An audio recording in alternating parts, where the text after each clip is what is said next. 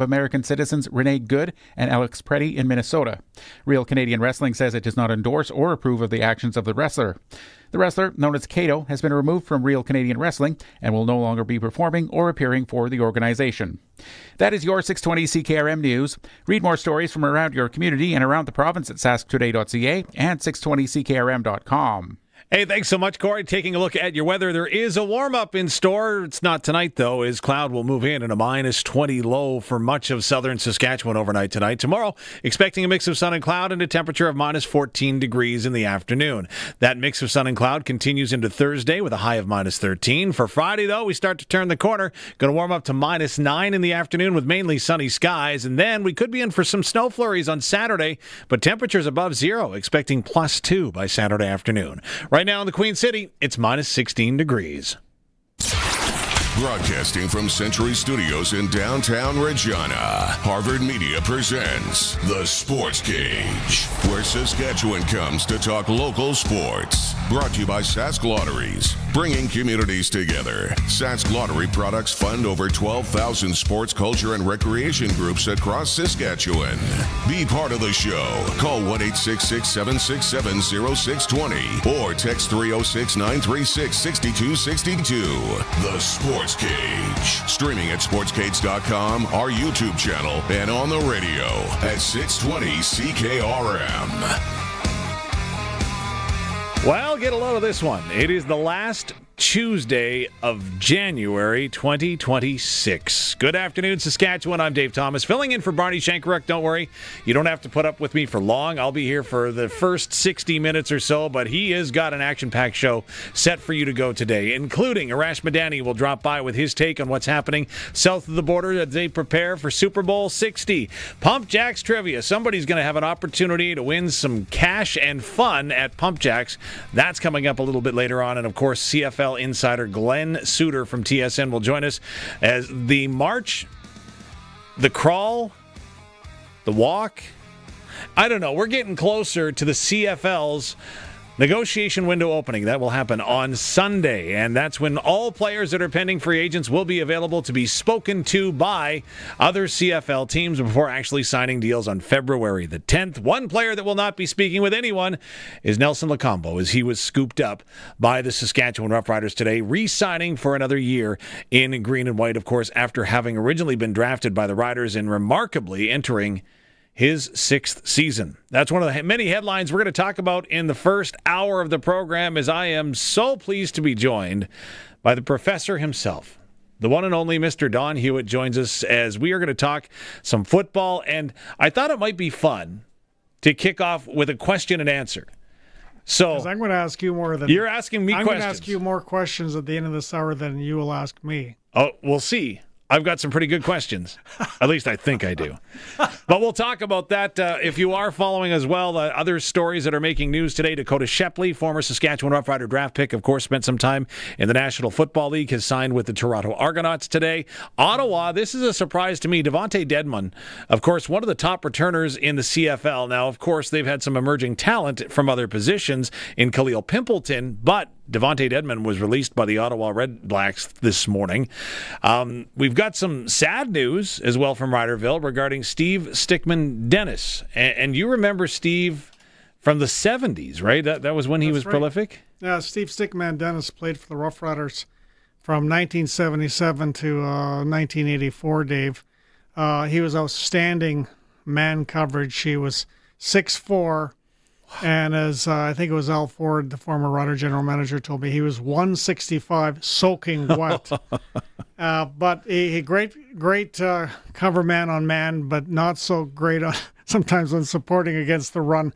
I know Steve Mazurik, who you know, currently the chairman of the Plaza of Honor, he remembers not wanting to go against Steve Stickman-Dennis in practice because he was so good on man, but he was the reverse against the run. I remember one year, I think early 80s, Dave, I believe, there was a fullback playing for the Ottawa Roughriders by the name, what was his name now? Jim Reed. And Jim Reed was one sturdy, slow fullback. Okay. You know, probably 230, 235. Again, the stick man at 165, providing he just had a shower. And I'd never seen this before, Van Stone remembers it well if you ever want to talk to him about this play. He comes around the end, Jim Reed, and there's nothing but grass or turf, whenever it was in those days. Yeah. There's nothing but grass between Jim Reed and the goal line, except for the stick man. It was a one-on-one situation, and it's the only time in pro football that I've ever seen a guy do sort of a matador move where he said, "Go ahead." Just off to the goal line you go. Stick just stepped right out of the tackle. Wow. But he was a funny man, and it's sad to see that he's passed away. He played at Grambling for the famous college coach Ed Robinson, who was very legendary, helping black players in particular play football. Wow. So he's got a great background. But that's sad about Steve Stickman Dennis. Yeah, pass along, of course, our condolences to him. We are going to talk some more football in a little bit. Maybe go ahead and give the William Nylander salute. No, we're not going to do that at all. We should talk a little bit of curling, though, quickly for folks that are tuning in. Jolene Campbell on the ice against Carrie Anderson this afternoon. Not going well for Jolene. She just gave up a steal of a couple more. She gave up steals earlier in the game, 3, in fact, and now trails 8-3 after 7 ends of play. Of course, Jolene Campbell 2-2, Carrie Anderson 4-1. She was knocked off last night by Caitlin Laws in an epic battle of undefeated teams. After a couple of tough Scotties, Laws has come back into form. Caitlin Laws talked about she is perhaps getting to the end of her Scotties career, which seems incredible because she was the third for Jennifer Jones for so many seasons, and now I didn't think had put it together yet as a skip. But you know what's interesting, because there's 3 very strong Manitoba Scotties teams. Mm-hmm. You know, and any 3 of them are in contention, I would say, to win it all, and right out of Winnipeg. Yeah, and I kind of thought that Carrie Anderson does so well at the Scotties and then stumbles a little bit at the Worlds. And I thought, okay, she's going to steamroll again. She's got a pretty good pool set up, and she had a very favorable schedule. Like Jolene Campbell, my heart goes out to her. What a terrible schedule. When you're sitting and watching essentially the opening weekend while other teams are out on the ice getting reads on the ice, she had to sit and wait, then didn't perform well against Nova Scotia, got a rebound game after that. But you know what I like about TSN is they always feature the Saskatchewan team when they're doing the Sandra Schmidt telethon. It's such a nice tie, and they got 1.1 million the other night. Yes, for the Sandra Schmirler Foundation, and of course Jolene Campbell was playing in that game, and it's a nice tie that TSN does. Absolutely. So lots to get to today. Thanks for joining us, whether you're streaming with us online on X or at sportscage.com, or of course on the radio at 620 CKRM. You can always join in the conversation at 306-936-6262. Of course, that is the Prairie Rentals text line. Again, they've got all kinds of great stuff that you can rent, including snowblowers. Just throwing that out there. Let's talk football, shall we, Mr. Hewitt? And the Saskatchewan Roughriders. That's why I'm going to ask you more questions. Okay, well. You're closer to the team, so get prepared. Okay, I mentioned that Sunday is coming, right? The negotiation window, or as jokingly called, the Ed Hervey zone, right? Because Ed was the guy that... Yeah. And you know what? Listening to He's already talking to people. Yeah, absolutely. But he, of course, you remember his first go-around in Edmonton, he would sign players 1 minute after the free agent window would open. And so at the time, they didn't want to say tampering, but they could have. And so now Ed kind of defends it, and I understand the rationale. He goes, you know what, if I'm going to be paying somebody a $20,000 signing bonus with the cap that I've got and what I have to inherit, I want to talk to them. I want to find out about them. I want to know what I'm getting into. So you can justify it or not. But when you look at what the Saskatchewan Roughriders have done, again, Kian Schaefer-Baker comes back. Samuel Emelis is coming back. Jack Cohn, the entire right side of the offensive line with Jacob Bramer signing yesterday. What's your takeaway? Well, I think the Roughriders definitely targeted, as you know, Dave, a handful of players that were must-signs. And I think they've been successful at that, but there's going to be some casualties. I believe it was about last week's show. Teagan did with Darian Durant, and he talked about how Malik Carney with you folks was a must sign. Darian is right, but I don't think you're going to see Malik Carney going anytime soon to Saskatchewan before everything starts going with free agency. Because if you read the body language when you were interviewing Coach Mace and General Manager O'Day from Calgary when they're at the annual meeting there, you could just see their body language. They want Malik Carney back, but if you'd looked at their body language and sort of things that they said when you were talking to them, it's quite evident, well, he's going to free agency. And, there's going to be some guys the Rough Riders are going to lose that they don't want to lose, but that's the price you pay when you win the Grey Cup. And it's the price you have to pay when you have to give raises like you did to Samuel Emelis, who is worth every penny that he signed for. In fact, I have no problems with any of the money they've doled out to any of their top-end paid players. I mean, look at Hardrick. Yes. I mean, he was the highest-paid offensive lineman until today. Yes. And now he might be a second, but dominated in the Grey Cup game, dominated his opponents in the Western Final. He's worth every cent. And that's why the Riders couldn't touch Shepley. I mean, they were already sort of cashed in on their old line. I mean, you got Brammer coming back at right guard. He's an all-pro. He's all CFL. They had to get him back. Well, guess what? They likely, Dave, gave him a raise. Probably. They would have had to give him a raise. So, I mean, you can only do so much, and we can get into specific players as we go. I think what I'll be interested to know when you and Luke are back at training camp in May in Saskatoon, I'll be listening to you guys because the left guard spot, Devon Tate is a free agent. I don't know if he's coming back. Somebody's going to want him. The way he played towards the end of the season, helping Saskatchewan win the Grey Cup. I want to know, and I'll ask you, is that going to be a Canadian or an American position at left guard? Because my guess would be they want to probably, if they can, play a Canadian, and who will that Canadian be? But what do you think? Yes, to answer the question. And I know yes, I think that in an ideal world, thanks Colson for the hot take.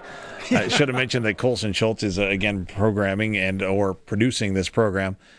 I would, when it comes to that left guard spot, I think that there's a lot of things that can go into consideration for that, and I think that is the luxury that the Saskatchewan Roughriders have right now. So we've seen Zach Fry.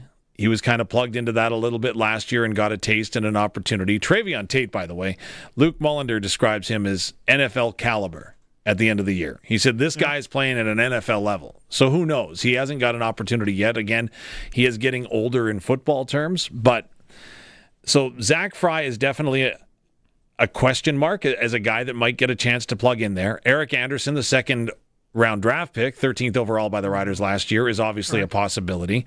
Then there's some wild cards. And Daniel Johnson play guard. What do you think about Daniel Johnson playing guard? They like his long limbs at tackle. So I would think that that's where Daniel Johnson would end up being. The other intangible is that, does Logan Ferland want to play center next year? Because this year he said, I prefer playing guard. So Sean McEwen, who the team brought in last year to be the starting center, was injured day one of training camp. Does he come back in some way, shape, or form? And then if he does, now what are you looking at? You bring up a huge question. Yeah, I know. A huge question, because I don't think Sean was coming back. He wanted to play, from what I understand, one more year before he retired, but then he didn't play all season. Yes. Does he have an itch to, I still want to go another year? That's a mammoth question you just posed. Well, whether McEwen will come back or not, because then you'd know that he'd go to center, and Ferland would go to left guard. Well, Ferland would go to right guard, I'd bet. And then I would think they move Bramer over to left guard. Oh, okay. Because Bramer has done both sides of the line before, and then you leave your outstanding rookie, Peyton Collins, at the left tackle. Oh, Collins, what a find. Yes. He might be the best find of the 2025 season that they recruited and brought up. Don't you think? I mean, until he hurt his ankle in the Grey Cup game, he had a solid Grey Cup game, as he did Western Final. Is he the best player they brought up out of nowhere, would you say? Ooh, boy. That's a tough one, I guess. He's up there for sure. He was tremendous. He again, it was it was an oh boy, here we go again situation with the offensive line, right? So you have McEwen go down, Philippe Gagnon goes down. Yeah. Again, you were starting to get a little bit nicked up, and you're starting to get curious about what you're going to do. And then Peyton Collins came in, and he hurt his knee, right? And so he was the next guy to get nicked up after Daniel Johnson was given that opportunity. But boy, again, what a find and what a great display that he put on, because when he battled hard to get back into that lineup. He was pressing the whole time, which I guess is what you do as a young guy. Even old guys do that. That offensive line, that could be a very interesting decision if McEwen comes back. Well, is Dayton Black a sleeper signing? Because Dayton Black had a tremendous career with the Huskies. He was, the 6th pick by Hamilton a year ago? He almost lost his leg, leg infection. He's 6'6", 300 pounds. Is Dayton Black a sleeper? I mean, a 6th-round pick. Sleeper? I would describe Dayton Black area as an athlete. Yeah. Because when he went to the University of Saskatchewan, he was recruited and played 2 seasons on the defensive line. And they just liked what quarterback even, in high school, right? Like, the kid can do it all, you think. And again, you'd have to think that he's going to have an opportunity to factor in, because, again, local product, but just the versatility that he provides with the big body, big frame, I think is outstanding. And it could be a sleeper. That's right. I think you're right. I think you nailed that one. Well, you got Peyton Collins used to be a tight end. Mm-hmm. And, the biggest thing about big men is their feet, as you know, to be able to play the game. Like, Hardwick has such amazing feet for a body that size. It's unusual, and that's why he's such a great football player. But if you got a guy like Dayton Black that used to, play quarterback, and he could go on the defensive line, you got to know he's got the feet to be able to play, don't you? Yes. Absolutely. That in itself, I'm very curious and this sounds almost ridiculous, but players in 2026, and again, it's not just this year confined, right? But you notice how players construct their body? Like, they build their body. It's no longer just, this is what was born. This is how I'm going to build my body. Yeah. I'm curious what body set he's going to come in with. For example, I use the example of Riley Pickett, former Saskatchewan Husky, defensive lineman, amazing player, goes out to BC, drafted as a defensive lineman, and they're like, I don't know if we'll have room for you here. So he redefines himself, becomes the long snapper, further redefines himself, and becomes a fullback. So isn't that something? It's amazing what they can do, and Dayton Black, in my opinion, again, I know this is a stretch, but could you see that big frame on special teams? Oh, my goodness. So, again, it depends, right? If he comes in with an offensive line mindset, maybe not. He'd be the biggest special teamer in the league, that's for sure. Well, he wouldn't be getting down real quick. But I'm just saying that could be a massive body. And the things you could do with him, again, he can throw the football, he can block, he knows all of that. So, you know some of these Husky players so well. And the one that really stood out to me last year in the playoffs was Seth Hundaby, the linebacker, who was sensational against Queens. I mean, Hundaby looked like a man playing against boys in that Queens game. Mm-hmm, he did. In the Vanier Cup against Montreal, it was tough sledding because Montreal was just so physical. But A.J. Allen, I mean, there's another guy that's got to be high on the list. He's from Ontario. This isn't a Schaefer Baker that left Ontario and made Saskatchewan and Regina his home. This is A.J. Allen, who may still want to be back in Ontario. You know him better than I do. I don't know. Tommy Neal, the same thing. He's from Ontario. I think Tommy Neal is likely as good as gone, I think, Dave. But could Hundaby, if they can't get A.J. Allen, can he fill in that spot? See, he looks like it'd be darn close that he could. He'd be close. And again, right, it's another level. In training camp last year, unfortunately for Seth. Now, first and foremost, remind everyone that Seth Hundaby, when he was drafted, he told each and every CFL team, no matter what, I'm going back to school to the U of S to finish off my engineering degree. He dropped his stock. Yeah. It's not exactly done yet, from what I understand, when it comes to the engineering degree, but let's just say that he had a pretty good recruiter and constant reminder of the football program there, as the head coach, Scott Flory, lives down the street from him. So there was always that claim. Yeah. But would you be able to step right in? I don't know that he could. I don't doubt that he could someday. Is someday spring 2026? We'd have to wait and see, because A.J. Allen, you're right. He's, as he says, I'm just a kid from Guelph. So, again, there's probably some family ties, some considerations there that maybe he'd want to go back. But also, he's one of those guys that proved himself this year, right? Like, if you would have said right off the hop when C.J. Avery went down that, we're going to go with A.J. Allen, there were some doubters there. But he worked his tail off on special teams. He earned everything that he got, and it's going to be interesting to see what he gets. Well, I mean, he was one of the best linebackers against the run in the league, American or Canadian. For sure, absolutely. And the Roughriders, there's a player that they really developed with expertise, and he became what he became because they knew what they're doing in developing him. I hope they get him back. I don't know if they will. Now, Malik Straker. Now, there's a player. Sometimes you're going to bring a defensive back, a bigger guy that's a defensive back, into that will linebacker spot. If Allens doesn't come back, could Straker, as a Canadian, do you think he could play that position, Dave? Yes.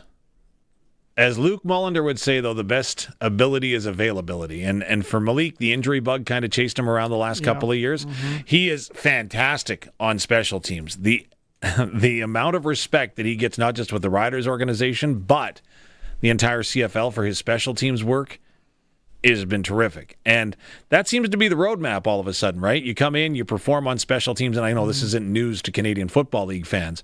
But when you're talking recently with the Saskatchewan Roughriders, perform on special teams, get an opportunity then to get in on the defense or the offensive side of the football. And again, Malik Straker is a guy that is going to definitely push for playing time. He's definitely physical. Yes. And he's outstanding tackler, which we see on special teams. Nelson Lacombo, as you just mentioned at the start of the show, signs today. I thought he was really coming on at safety, Dave.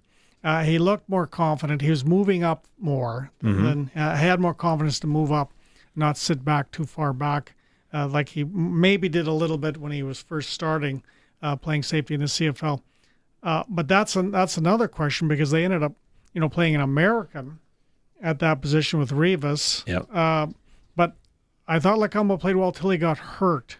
Then after he got hurt, he wasn't quite the same. They ended up putting Rivas in. It certainly worked. Yes. They won the Grey Cup. But is Lacombo, do you think he's being penciled back into that safety spot and Rivas comes up, or what do you think, the linebacker, or what do you think? I would be surprised. Rivas showed his versatility last year, and he talked about, to me, how playing safety allowed him to play both sides of the field. He wasn't limited to being a linebacker or a halfback, right? And he loved that. So he is unsigned and a pending free agent, right? So we wait and see what happens with him. Nelson Lacombo, 6 years now into the CFL. And I'd like to say that it's bad luck, right? So it blows his Achilles, right? That first year right after the draft. So he misses an entire season with that in the preseason training. And then last year, I'm with you, he was coming into his own, plays the game in Calgary, and I think it was the third or fourth snap. I can't remember. It was one of the two. Yeah. But the leg whip comes and it kicks him right in the ankle. And the thing looked disgusting afterwards. And it might have been, this sounds terrible, but the road to recovery might have been easier if it was broke, because then you can set it and do whatever, right? Yeah. You're right. So it's often the case. Nelson Lacombo re-signing, I think, is a valuable piece of the secondary that comes back, and you have the versatility to play him where you want. I believe that Nelson could also play half in the CFL. He was such a standout in university on the corner, and hadn't played safety at all. And so maybe you pencil him in. The other guy that, we haven't talked about for linebacker, and I probably should have interjected, was Nick Weeb. Nick, outstanding special teams last year, led the team in special teams tackles last year, coming in to another season where he's healthy. He's had that knee under him, and I think that there was some trepidation as to whether or not the knee was fully healthy. As you'll recall, he blew out his ACL in his final game of university with the University of Saskatchewan Huskies, and it's turning into a Huskies segment apparently. But again, I think he's starting to trust that, and that's the biggest thing, is you've got to trust it. So do you think Weeb has got a really good shot at starting on the weak side linebacker spot? He'll push for it. I think he'll push for it. He's see. certainly physical enough. We Yes. know that. It's just some of his, can he drop and can he play the pass at times on that short end of the field or short side. Now, the way, Brooks Jr. played, Yes. at strong side linebacker, did he, and he played the last 2 games, I believe. He started the last 2 games. Does he make Rivas somewhat expendable now? I mean, is Brooks Jr., is it possible he's taken that spot over from Rivas as well as Rivas was playing there? Oh boy, that's a great question. CJ Rivas to me is, I called him the unsung hero of the defense at times last year, just because of his versatility, what he was able to do. He could rush the quarterback, he can go back in coverage, he can lay a lick if he has to as the safety. Sure can. Antoine Brooks Jr., you put him in and all he did was make plays, right? I know. Comes in, makes an amazing interception in his first CFL game, and then went for the, I don't know, do we call it the Mosaic Stadium leap? I'm not sure what you call that. He was just pretty excited. And then, of course, the one in Ottawa, where he was instrumental with CJ Rivas and kind of changing up what they were doing and saying, hey, this is coming right now, just go. And so pick 6 later, and he scores. So I think that he's done enough to definitely earn the opportunity to win the starting job, because DeMarcus Fields is a pending free agent as well. So there's a halfback spot open. Fields is interesting because he had his ups and downs, I thought, last year. But when push came to shove in the playoffs, he did pretty well. Yeah, well, and again, he was a 2-year guy, right? So that was his second year in. He got to start in first year when he came up to Canada. And again, don't forget, these guys aren't raw rookies, right? So DeMarcus has got a pretty nice NFL resume behind his name, and I think he's one of those guys you don't want to lose. Now, Micah Johnson becomes the defensive line coach. Mm-hmm. We know that's a good thing for the defensive line. He's going to be an outstanding coach. There's no doubt about that at all. No. But they lose him as a player. And it's crazy. They got Shane Ray. Now, neck, I don't know what his status is with the neck injury. You've got Mike Rose as a free agent, Kearney, Baldonado as the global player, I believe. Mm-hmm. How big is Baldonado's signing as a global? That'd be big. Because he's pretty valuable in that position, isn't he? Yeah. And Haba showed what he could do when he got the opportunity when Shane Ray went down. And Shane is pending free agent as well, as is Haba. So there's some decisions to be made along the defensive line, which is why some of the Riders are signing some American defensive linemen right now, right? So the one thing if there's somebody that knows a defensive lineman out there, Coach Mace and Jeremy O'Day are going to find him.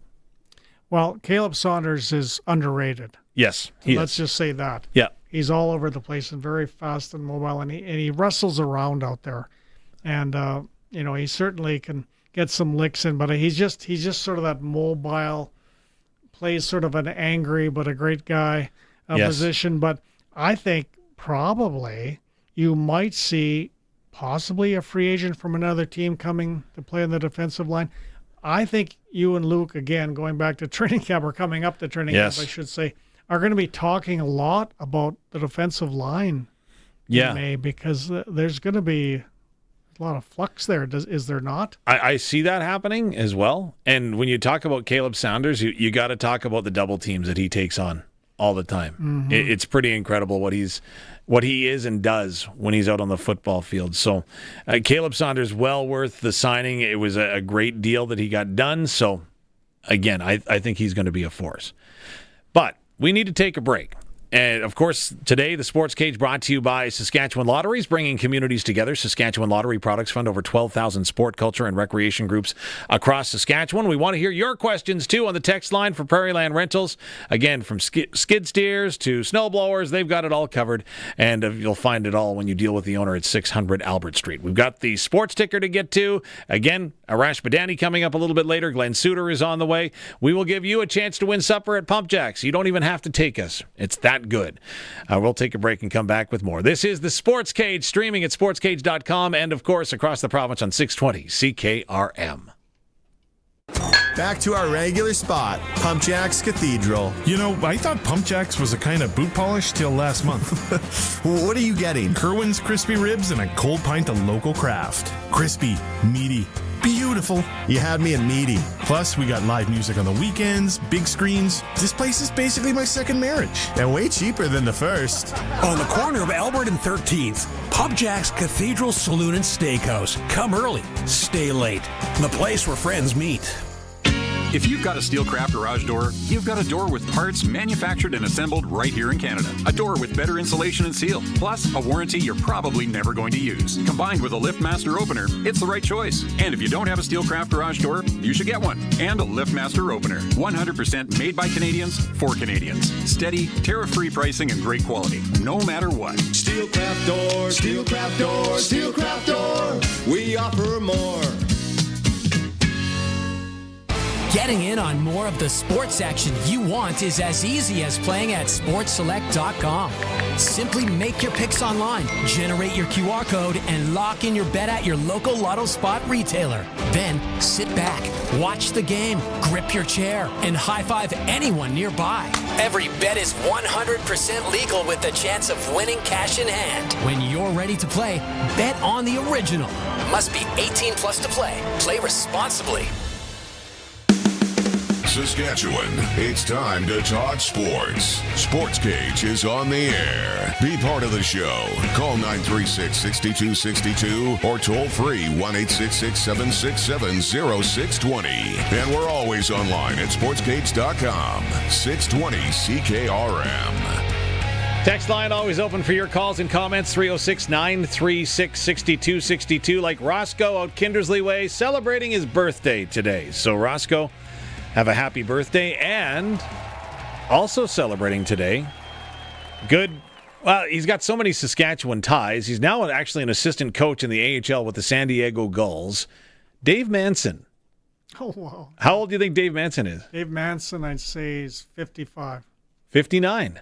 Oh, okay. 59, one of the most gruesome injuries. Again, Dave Manson, one of the greatest people you can talk to, but of course had that amazing... He got in a fight in 1991 against the Vancouver Canucks, and that's when he took a punch directly in the voice box, and it just absolutely destroyed his throat. It was a scary situation, but again, he's very raspy, very whispery just because of that injury. You can't recover from it, but at 59, he's definitely had a lot of fingerprints on Saskatchewan hockey with the Prince Albert Raiders, of course. He's been there a couple of different times as an assistant coach and was with the Edmonton Oilers for a time, and now again with the San Diego Gulls. Not a bad place to be.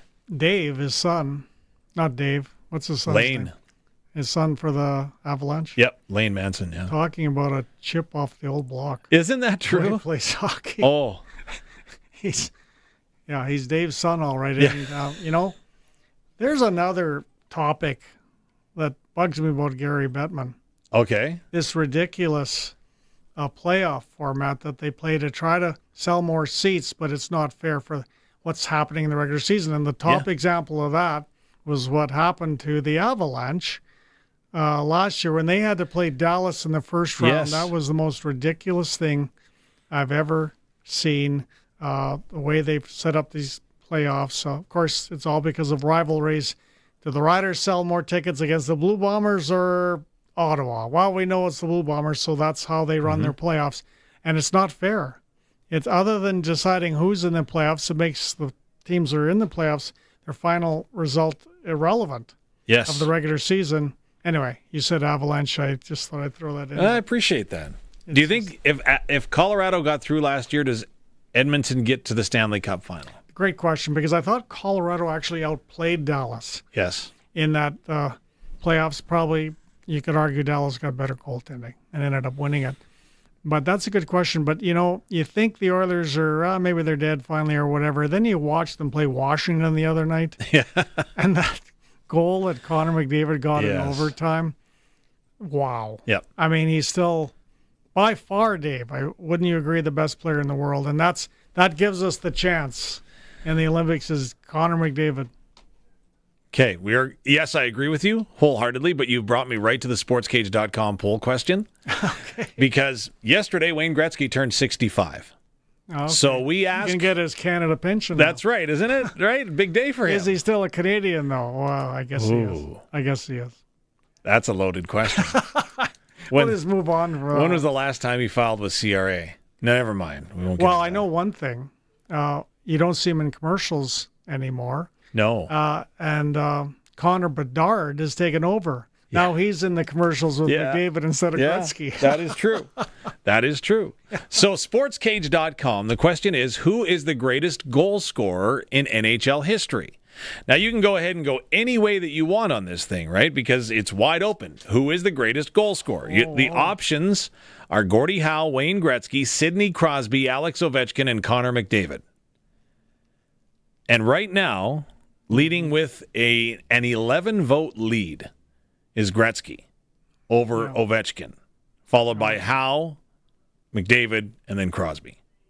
You know what's sad about Gordie Howe in some respects, Dave, is that, and he was the only player I liked outside of being a Montreal Canadian when I was a kid, but Gordie Howe's best playing days, when he was at his peak, was in the 1950s. Mm-hmm. That's when he was winning all the Stanley Cups for Detroit and dominating games single-handedly. Even I'm not that old, you know. And the sad part of us is there's not many people alive now that remember Gordie Howe when he was in his prime. He was much better than what we saw in the 60s and 70s. Yeah. And he was fabulous in the 60s. But, we don't know how great. You have to find a few things on YouTube, and it's hard to even see his greatness even on YouTube. Yeah, you're right. But great guy, too. One of the greatest photographs of hockey. Everybody talks about the Bobby Orr photograph in the air, getting by Noel Picard. I think Glenn Hall was in the nets. I think you're right. Passed away for St. Louis. Yes. But one of the other greatest photographs I've ever seen emotionally about hockey was, I think it was 1964, and Johnny Bauer from Prince Albert, the Maple Leaf goaltender, was a best friend of Gordie Howe. Of course, Gordie Howe being from nearby Saskatoon, Flora, but Saskatoon. Yep. And they both had businesses up in Waskesiu. I think Gordie, I forget what Gordie was doing. I think Johnny Bauer's flipping burgers or something. Yeah, okay. That's what you did when you were an NHL player in those days in the summertime. What a difference. And so they were best friends up in Waskesiu. And you'd never see this today, Dave. I know you'd agree with that. So Toronto wins the Stanley Cup. They beat Detroit. Quite a crushing moment if you're in a Stanley Cup final and you lose. Mm-hmm. Gordie Howe stays on the ice. You can look up the photo. Look it up. You'll find it. He stays on the ice to not only congratulate Johnny Bauer, he puts his arm around him and they have a chat and hug and stand there together while the Leafs are hoisting the Stanley. Like, who would do that nowadays? Wow. Yeah. That's what a class act Gordie Howe was. Yeah, absolutely. Absolutely. Anyway, we sort of digress. That's all right. We're here to talk sports.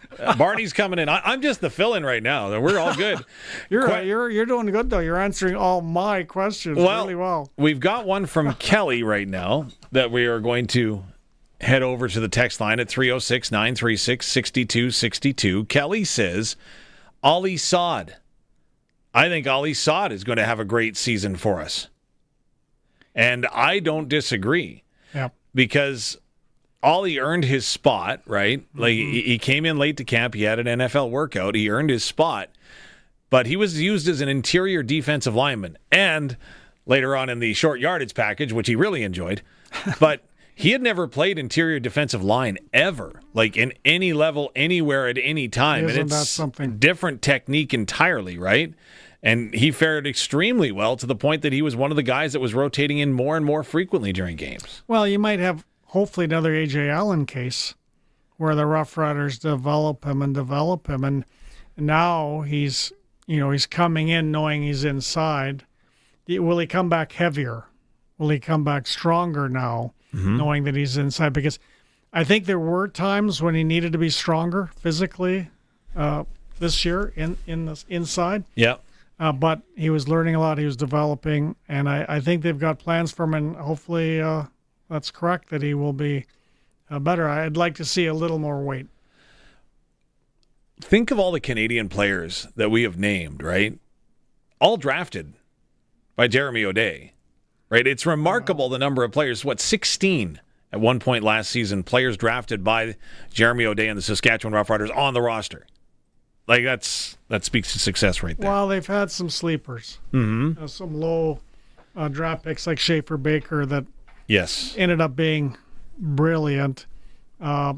And, they've lost a few to the NFL, and a couple of these players still might come back. They still own their rights, like Kyle Hagel. Yeah. The offensive lineman drafted a couple of years ago. Where is he right now, Dave? Do you know? Kyle Hagel, is he still sticking with one NFL team? I'm trying to remember where he finished the season. Or is he a free agent? I don't think he signed a futures contract. I don't think he did either. So, yes, that's a great question. Now, Kyle Hagel would move right in to guard, I guess, or center. I mean, could he be coming back? It's possible. True. I mean, one thing Jeremy O'Day is very good at over the years is saving a few bucks. Yeah. Just in case a player like a Kyle Hagel shows up. Yep. And that's important to save a few dollars. Well, the one name that you brought up that I find very intriguing, and this player is going to get a significant raise, is Tommy Neild. When he signed last year, I remember I was really, really excited because I really liked what Tommy Neild did in Toronto, the role that he played, the versatility he had, the physicality that he brought. And Luke said, come on, Dave. Like, Luke wasn't buying it. And very, very seldom does Dave Thomas get one on Luke Mullender. But you did that time. But Tommy Neild turned out to be pretty good. The problem was that he got hurt in training camp, right? So he had such a slow start to his season. So by the time he misses 6 games, turns it on, he gets back into the flow right around Labor Day and then becomes a critical part and a big component, right? Especially when you had Samuel Emlis and Kean Schaefer Baker and Del Duncan Busby was nicked up a little bit at times as well. And you didn't have a Joe in the picture at that point because he was still with Indianapolis. But well, I don't think the Rough Riders could get, going back to the very end of the season, I don't think they could get Emlis, Schaefer, Baker, and Neild. Mm-hmm. I thought the best they're going to do is get 2 out of those 3, which they've already done. I'd be very surprised if they can get Tommy Neild back because he's going to make, as you said just now, a big raise. You never know. He loved it here. Yes, There's no doubt about it. He had a really good connection he developed with Trevor Harris. Mm-hmm. But I think that they could get all 3 of them back, very difficult. I think they did a hell of a job getting Schaefer, Baker, and Emlis. How big, okay, so they're staying with the receivers. How big in your eyes is Keyshawn Johnson? 1,000-yard receiver last year. He's a pending free agent, as is Joe Robustelli, who had moments where he shone as well. How big is it getting 1 or 2 back? Well, that's why I have to ask you some of these questions. Because let's be honest, you're around the team a lot more. So when you take Johnson, obviously the most receiving yards on the team, but something was going on at the very end there. Is everything okay with Keyshawn Johnson? Is he fine? Is he, any issues or any problems? Because it seemed like he was running around at practice but not playing, and I don't know what's going on. He was nicked up. He had, I can't remember if it was left or right, but again, it was down around the knee. I think it was the knee, but again, don't quote me. It might not have been because I'm not a medical doctor. But he desperately wanted to play in the playoffs and the Grey Cup, and he was doing everything he could to get healthy because it was such a fluke injury. He caught the screen pass, and the knee kind of buckled a little bit on him, right? Mm-hmm. So for Keyshawn, that's why. I actually thought there was a bit of a hit there that I thought was sort of cheap. Yeah. It was a low hit. Johnson got injured, And I was curious about that because, again, it's all about protecting the receivers, and there was no call or fine on the play. I agree. But that's not going to make his knee or leg healthy, unfortunately, end of it all. But, again, he's a big piece. If he's healthy, which I'm sure he will be because he was close to playing in the Grey Cup, there's an option. And like I said, Joe Robustelli, again, you send the guy out there, he makes plays, and then they go and throw a flea flicker in Winnipeg in the first play of the game, and he gets rolled up wrong on the end zone when he couldn't bring it in. Such bad luck. So I don't know. Well, I mean, we'll see what they do. Like we say with Neild. Neild would change things. The one receiver we haven't heard about is Mitch Picton. Mm-hmm. What's his plans? One time I heard last summer he's going to probably play this season and then retire. And then the next thing you know, well, he won the Grey Cup. Now he maybe doesn't want to retire. I don't really know. I think like a Joe should be better. I mean, the one pass he caught in the Grey Cup game, and you're watching every inch in a Grey Cup game, like every inch they gain or lose, right? And a Joe caught the one pass in the Grey Cup game, and the guy gains 3 yards just falling forward. You know, he's such a physical presence, so we hopefully better things. Duncan Busby, Mims, but Weeb from the Huskies. It does sound like a Huskies show. We apologize to all the Rams and the listening crowd. Right. But Weeb, you tell me what you saw in last year's training camp, because he had a great year for the Huskies. Unfortunately, was injured at the end of the season when they were playing their biggest games. But when I looked at him in the preseason game, I thought, well, he needs to get a little faster, a little stronger. But what I saw of him last year with the Huskies, he did. Yes. Now, is he a sleeper? Is Weeb a sleeper to do some damage for the Rough Riders as a Canadian receiver? What do you think? Well, let's go with Rams content, right? So Picton and Mims, right? So Picton, is it easier to go out on top or harder to go out on top, I think is the question with him. That's true. And he's proven that he can still do it, right? Yep. Every time he comes in, he makes a play. That's right. Deshaun Mims, this is going to be third year, right? So he'll have an opportunity to make the team. And again, he got into one game for 6 yards and a reception last year.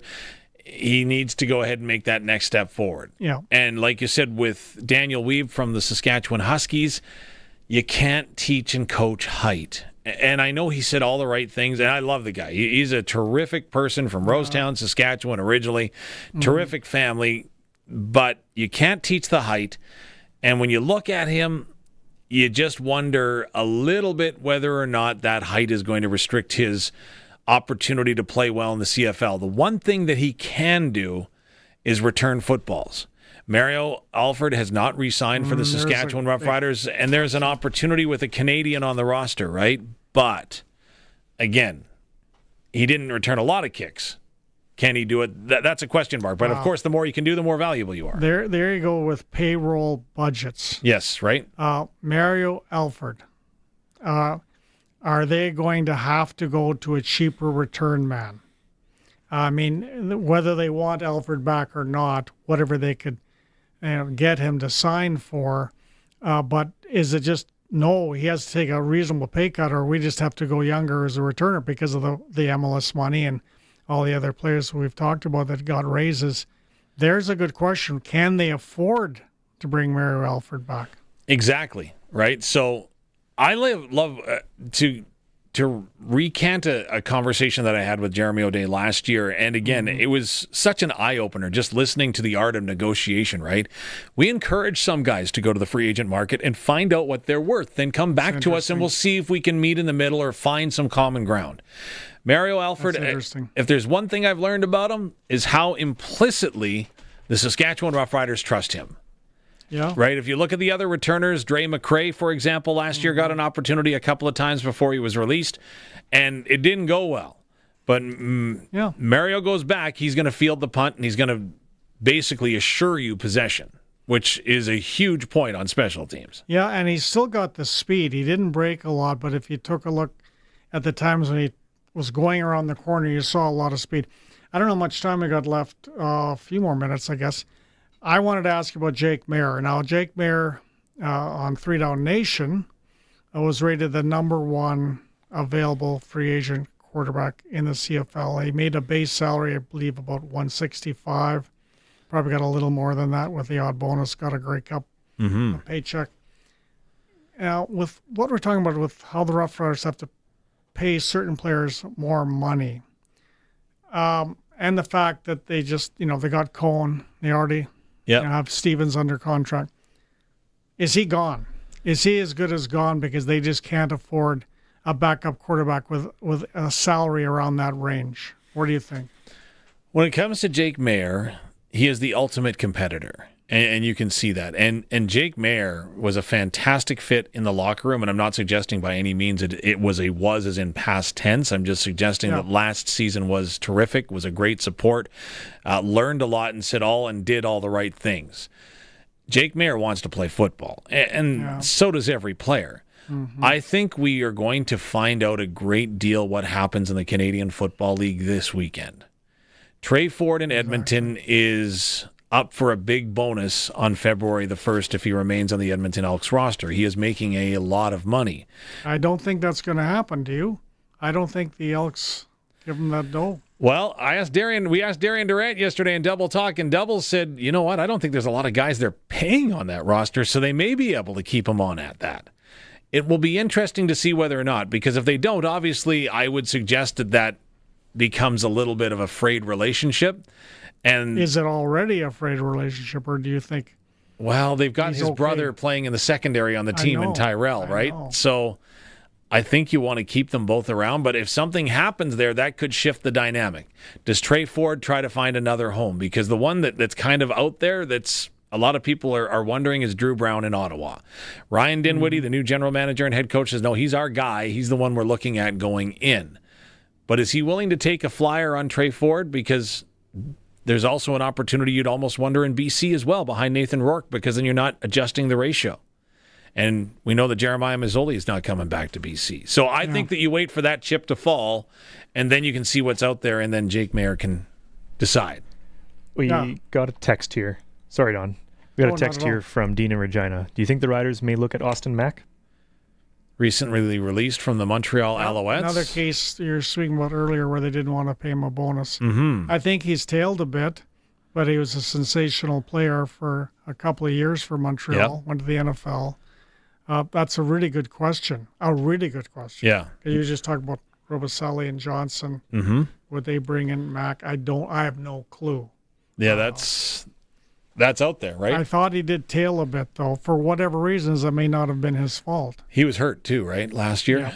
So you don't know what you're going to get. That's a great question by Dean. It is a good question. It's something that obviously will be considered, I'm sure. That market with the receivers are going to be interesting with the guys that were released yesterday. Like, I've always been, okay, don't hurt me, a Drew Wolotarski fan. I've really liked the way that he plays and the possession that he can have with the football, right? It comes to him, it sticks to him. Yeah. I was surprised that Hamilton let him go. Again, it's one of those roster bonus things that they let him go to free agency. But again, I'm just saying there's so many quality receivers out there right now. I'm really curious what the market is going to dictate. And Drew was injured for most of his season in Hamilton, was he not? Yeah. We never really saw what he could do. Could he end up back with the Blue Bombers? Potentially. That's a good question, because I think they like him. It was a matter of dollars and cents that he went to Hamilton. Yeah. I mean, there's been the odd Blue Bomber that's come the other way to Saskatchewan. Could he be one of them? Yeah. I don't know. I don't know how badly the Riders think they need help with their Canadian receivers in that particular spot. So I would be probably more surprised if he came to Saskatchewan than others. I think there's other spots that they have more concerns about, other position areas. Give me one. Well, defensive line. Okay. Defensive line. They. I don't know what's going on with some of these veterans that are going to free agency. Mm-hmm. I mean, how did you think Mike Rose played last year, Dave? How do you think overall he played? Slow start, ended amazingly well. I think he didn't get as much credit as he should have, because him and Micah Johnson were a force. Mm-hmm. So in your opinion, you believe the Riders will want Rose back? Rose has got gas in the tank still. Okay. For sure. So that remains to be seen. It could be, as you said, a case where Jeremy O'Day lets a player go to free agency and then come back and chat with us before you sign anything. We'll see if Mike Rose falls under that category. The Big Brown for the Calgary Stampeders, who the Roughriders Miles Brown, let go and let him go to Calgary. I personally think there was times this season where the Roughriders missed Miles Brown.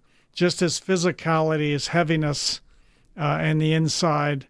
Rose is a unique defensive tackle, as you know. He can actually go sideline to sideline. Yeah. He's got that much mobility and speed.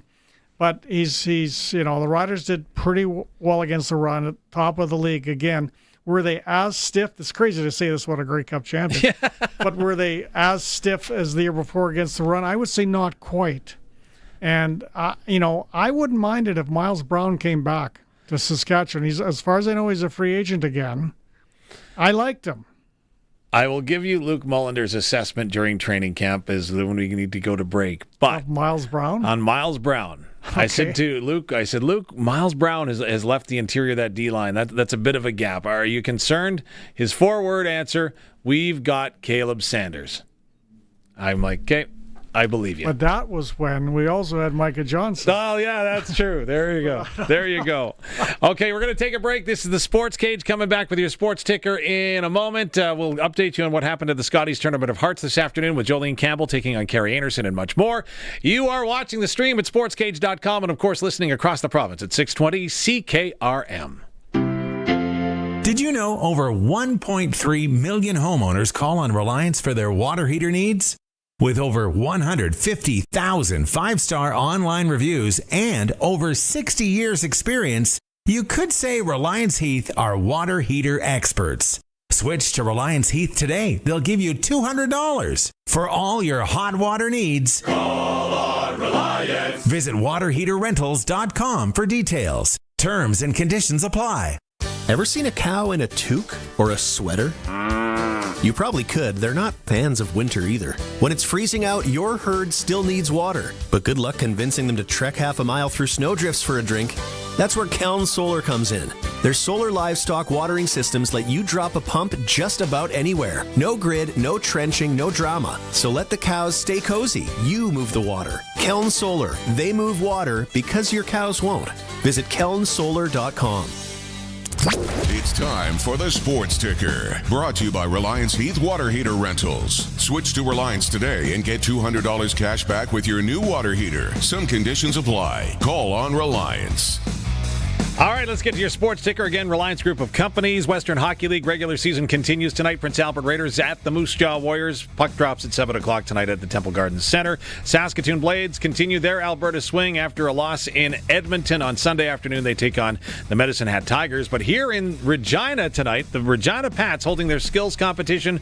Doors open at 5:30, and then the contest gets underway at 6 o'clock. Fun for the whole family. Affordable price, and of course, a great charity going to be the benefactor of that this evening. Scotties Tournament of Hearts in Mississauga, Ontario. Jolene Campbell and her Saskatchewan foursome dropped to 2-3 as she falls to Carrie Anderson and Team Canada 10-4 this afternoon. Anderson is 5-1. Of course, Caitlin Law is still undefeated in Pool A. Pool B will play tonight again in Ontario. SJHL, 3 games on the go. Flin Flon at Nipawin. Melfort takes on the Battle Fords. Humboldt is playing in Kindersley. AAA under 18 hockey. Warman plays Prince Albert, and Notre Dame is home to Swift Current. Girls action tonight is PA and Saskatoon. And in the National Hockey League, the Buffalo Sabres take on the Toronto Maple Leafs. The Leafs have lost, 4 in a row? Yeah, and then they had somebody flip the bird, and their coach got 50 stitches. Well, great week in Toronto.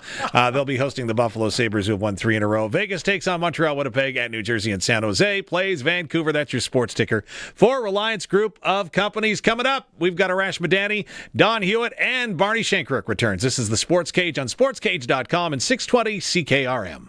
New year, same old basement? Fries Tallman Lumber has everything you need to transform that space from storage to stunning. Framing lumber, insulation, drywall, interior doors, molding, and ceiling tiles. All the materials to turn your basement into something you'll actually use. Start the year by building it right with help from the pros who know interiors. And they'll deliver it if you live in Regina, Fort Capel, or anywhere in southern Saskatchewan. Visit FriesTallman.com. Fries Tallman. Let's get you building. Debt can take over your life. The stress, the constant worry, it can feel like you're drowning. When people come to see me, they're often anxious and feeling hopeless. But when I explain how I can help them get out of debt, those feelings melt away. I'm Jasmine Brown, a licensed insolvency trustee at BDO here in Regina. I will create a personalized debt relief plan so you can move forward with confidence. Call 1-833-BDO-TALK or visit bdodebt.ca to discover your debt-free future. Hey, it's Mark from Play 92, and I'm excited to be your host for Hope's Home's 8th annual Swinging with the Stars, presented by Saskatchewan Blue Cross. It's all happening February 7th. Over the past 7 years, this incredible event has raised over $900,000 for Hope's Home, helping kids with complex medical needs right here in Regina. We've got 9 local celebrities paired with pro dancers hitting the stage, and trust me, it's going to be unforgettable. Join us for the event of the year and help make a difference. Get your tickets now at hopeshome.org. We are 620 CKRM, a Harvard media station. Streaming online at 620CKRM.com. It's 4 o'clock. Good afternoon. I'm Corey Atkinson from the SaskToday.ca newsroom with your 620 CKRM news for Bronco Plumbing and Heating, where professional service is guaranteed. They'll treat you right. 781-2090. New figures from Regina Police show crime declined overall last year, despite increases in some serious offenses. Crimes against people and property both dropped between 2024 and 2025, but homicides more than doubled. Police Chief Lauralee Davies says there's no single cause behind homicides, which can involve drugs, gangs, or domestic situations. I think if we were seeing one specific thing throughout the course of the year that led to, a number of those incidents, that we could say, okay, this is a trend. For instance, if we said, okay, well, they look like they're all drug related, then that would be something where we could focus some energy, but we don't have that one thing. Police also reported more bin fires and a sharp rise in traffic tickets. Davies says police continue to review trends to improve safety across the city. A major winter storm across North America caused flight cancellations at both Regina and Saskatoon airports over the weekend. Regina saw several Air Canada flights to Toronto cancelled, along with 2 WestJet flights to Calgary. Saskatoon also lost multiple Toronto departures. Air Canada had warned travelers that extreme cold and storm conditions could affect operations. Pearson Airport in Toronto faced the worst impact, reporting 46 centimeters of snow in one day and hundreds of cancellations. Conditions are now improving and flights are gradually returning to normal. Conservative leader Pierre Poilievre says anti-Semitism is on the rise in Canada and around the world, and that it is spreading through educational institutions. Speaking today in front of the National Holocaust Memorial in Ottawa to mark Holocaust Remembrance Day, Poilievre says Canadians must stand up to ensure Jewish people can live safely, peacefully, and openly with the Star of David on their chest. When we do that, and when every single Jew feels safe and accepted in this country, then, and only then, will we have lived up to our oath. Never again. Poilievre cited the attack on Bondi Beach in December that saw 15 people killed and the Canadian synagogues that have been targeted by vandalism. And the United States Department of Homeland Security says it is planning to buy a building owned by the property arm of Vancouver-based Jim Pattison Group to use as an immigration and customs enforcement processing facility. BC Deputy Premier Nikki Sharma says Canadians are concerned about what is happening in the U.S. Just like the rest of the world, we watch in horror about what's happening there. And I think that calls upon business leaders across this province, including the whole country, to think about their role in what is unfolding there and to make decisions that would not lead to some of the outcomes that we're seeing unfold in the States. BC Green leader Emily Lowen has called for a boycott of the Pattison Group, founded by BC billionaire Jim Pattison. That was your 620 CKRM News. Read more stories from around your community and around the province at sasktoday.ca and 620CKRM.com. Brought to you by Line X Regina, Serious Protection Killer Lux, 1865 McCarra Street. Weather tonight, partly cloudy and a low down to minus 23. Tomorrow, mostly sunny sky. We're warming up, a high of minus 15. Tomorrow night, down to low minus 23 again. Partly cloudy sky. Thursday, partly sunny and a high of minus 14. Friday, early cloud leading to sunshine and a high of minus 13. And Saturday, possible periods of light snow in the area and a high of minus 4. For 40 years, the team from Line X Regina has been protecting vehicles across Saskatchewan, and we're changing with the times. 3 generations of our family have protected your vehicles. Our business has evolved, and we're not stopping now. The next generation is here. Same family, same commitment, ready for the next generation of truck beds, rocker panels, trailers, bumpers, and running boards in all kinds of colors. Line X Regina, 1865 McCarra Street, the next generation of protective coatings. Broadcasting from Century Studios in downtown Regina, Harvard Media presents The Sportscage, where Saskatchewan comes to talk local sports. Brought to you by Sask Lotteries, bringing communities together. Sask Lottery products fund over 12,000 sports, culture, and recreation groups across Saskatchewan. Be part of the show. Call 1-866-767-0620 or text 306-936-6262. The Sportscage. Streaming at sportscage.com, our YouTube channel, and on the radio at 620 CKRM. Okay, welcome back. Tuesday edition of the Sports Cage. I'm back in the chair. Thanks to Dave. Did Dave say where I was? Did he lead on He to? said just filling in for the hour and you'll be back. Yeah, I was in a big meeting. The other job. How did your meeting I go? had a headache. I'm not going to lie to you.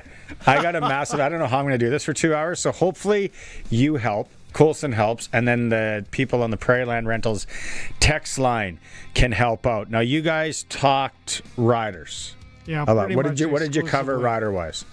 The players signed, the players not signed, basically would be the theme. The different positions and areas of the club on the field. That was it. We filled the whole hour I told you. just talking that. I told Dave. But I just wanted to congratulate you, Barney, because your New England Patriots are going to the Super Bowl. I thought of you when they won in that great play at the very end when they did that little end around with the quarterback to seal it. That was a great call. Sounds like he kind of ad-libbed that a bit. Oh, did he? On his own. Is there's some reaction there, but no. Mayo around there, yeah. It was tight. I wrote an article. I don't know if Dave put it up on sportscage.com already on my bets. I took a spread of 4.5. I bumped it up. I don't know why. And I was like, I think because if they're going to win by 3.5. Who knew that weather was coming in? Well, that's what and that's what a lot of people are talking about. Did they know the weather was going to change? And then a lot of people, and we're going to get into it with Arash here right away about the decisions that were made. Yeah. But then you know what I remember on Saturday morning is when I was in Vegas right before Christmas, my wife, I sat there. I had that moment. As Arash might be listening to this.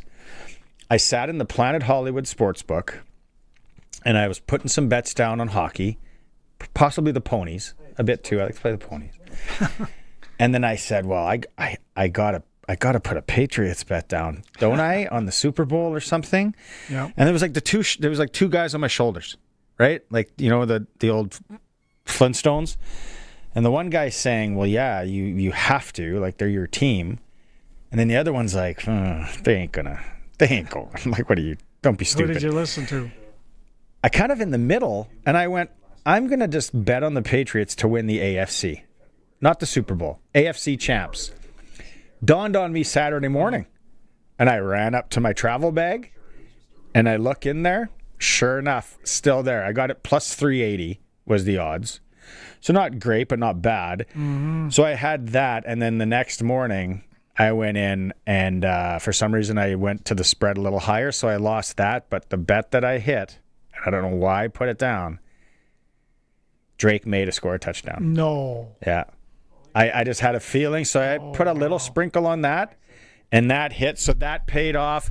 When it came to the late game, I took a tie on Sports Select, the 3-point thing. That didn't work. But online, I took the over-under for just a little bit, but it was a roller coaster. That for sure. What a shootout that second game was. Tremendously entertaining. Yeah. Under good weather conditions. By the way, I was talking to Wes Cates at lunch. Yeah. And he was talking about you, Barney. Oh no. What did Wesley have to say? And he talked to me about a football game that he played against you. Yeah. I think it was Flag Football League. Yeah. I tried to get him on my team. And you were the quarterback, and you went after Wes, who was playing corner. Of course, Wes was playing after his CFL career. And Wes said it turned out good for him, that play. What do you remember of that play? No, it was because Wes Dominguez and Fraser used to play with the Riders. Yeah. All played on this one team that was the powerhouse, and they were the best team. They were really good, and all that. But you had the, I guess, confidence from those guys that they like to jump routes a lot of times. Oh, yeah. So you could kind of pick on them. And you had really good receivers, right? And you run any kind of double move, double out, smash in, smash out, flag post. Yeah. Sometimes you'd be able to get them. So I would have to go to the tape because I would say there'd be times that I got Wes too with some of my guys. I don't know. All he talked about was his pick six on Barney. Yeah, well, I threw a few of them. Yeah, we'll have to give him. That's what he mentioned. I said, can I say that on the radio? We go, oh yeah, go right ahead. Yeah, for sure. No, yeah. So Wes remembers all the stuff. Hey, Wes remembers a pick 6 on me in men's league. Yes, perfect. He does. Let's get it going with Arash. It's time to go coast to coast with Arash Madani for Smart Investing Solutions. Be smart with your money. Call Brian Gawley at Smart Investing Solutions, 546-2533. Hey, what is up, fellas? How's it going? How's it going? You know how I don't need to get into it. People are getting sick of it already, and we've only been back for a few weeks. I say, Don, you know what's amazing about the guy beside you? There's a lot of amazing things. And you going into wild card weekend, I don't have a good feeling about the Patriots. No. I'm going into the divisional playoff against you. The Texans have a good defense. I don't know about the Patriots. Going into Denver, you got to watch out for Jarrett Stidham. Like he was just, he's been carpetbagging this the entire time. Yeah, he has. Know? Yeah, I'd say yeah. I'm a half empty guy. And I just, as much as it might seem odd, I just don't like the overconfidence play. And the NFL and one game, and it doesn't matter we've seen it happen in football all the time.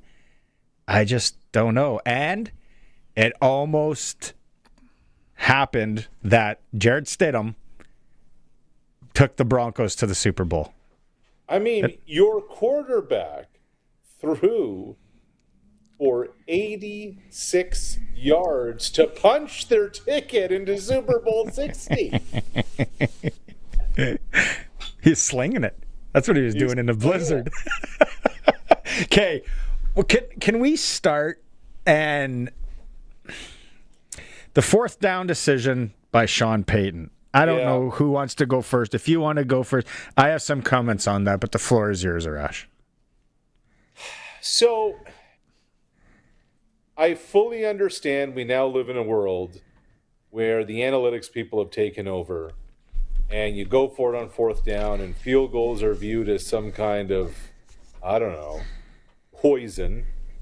And the toothpaste is out of the tube and it's now chewed up in the sod and it's not coming back.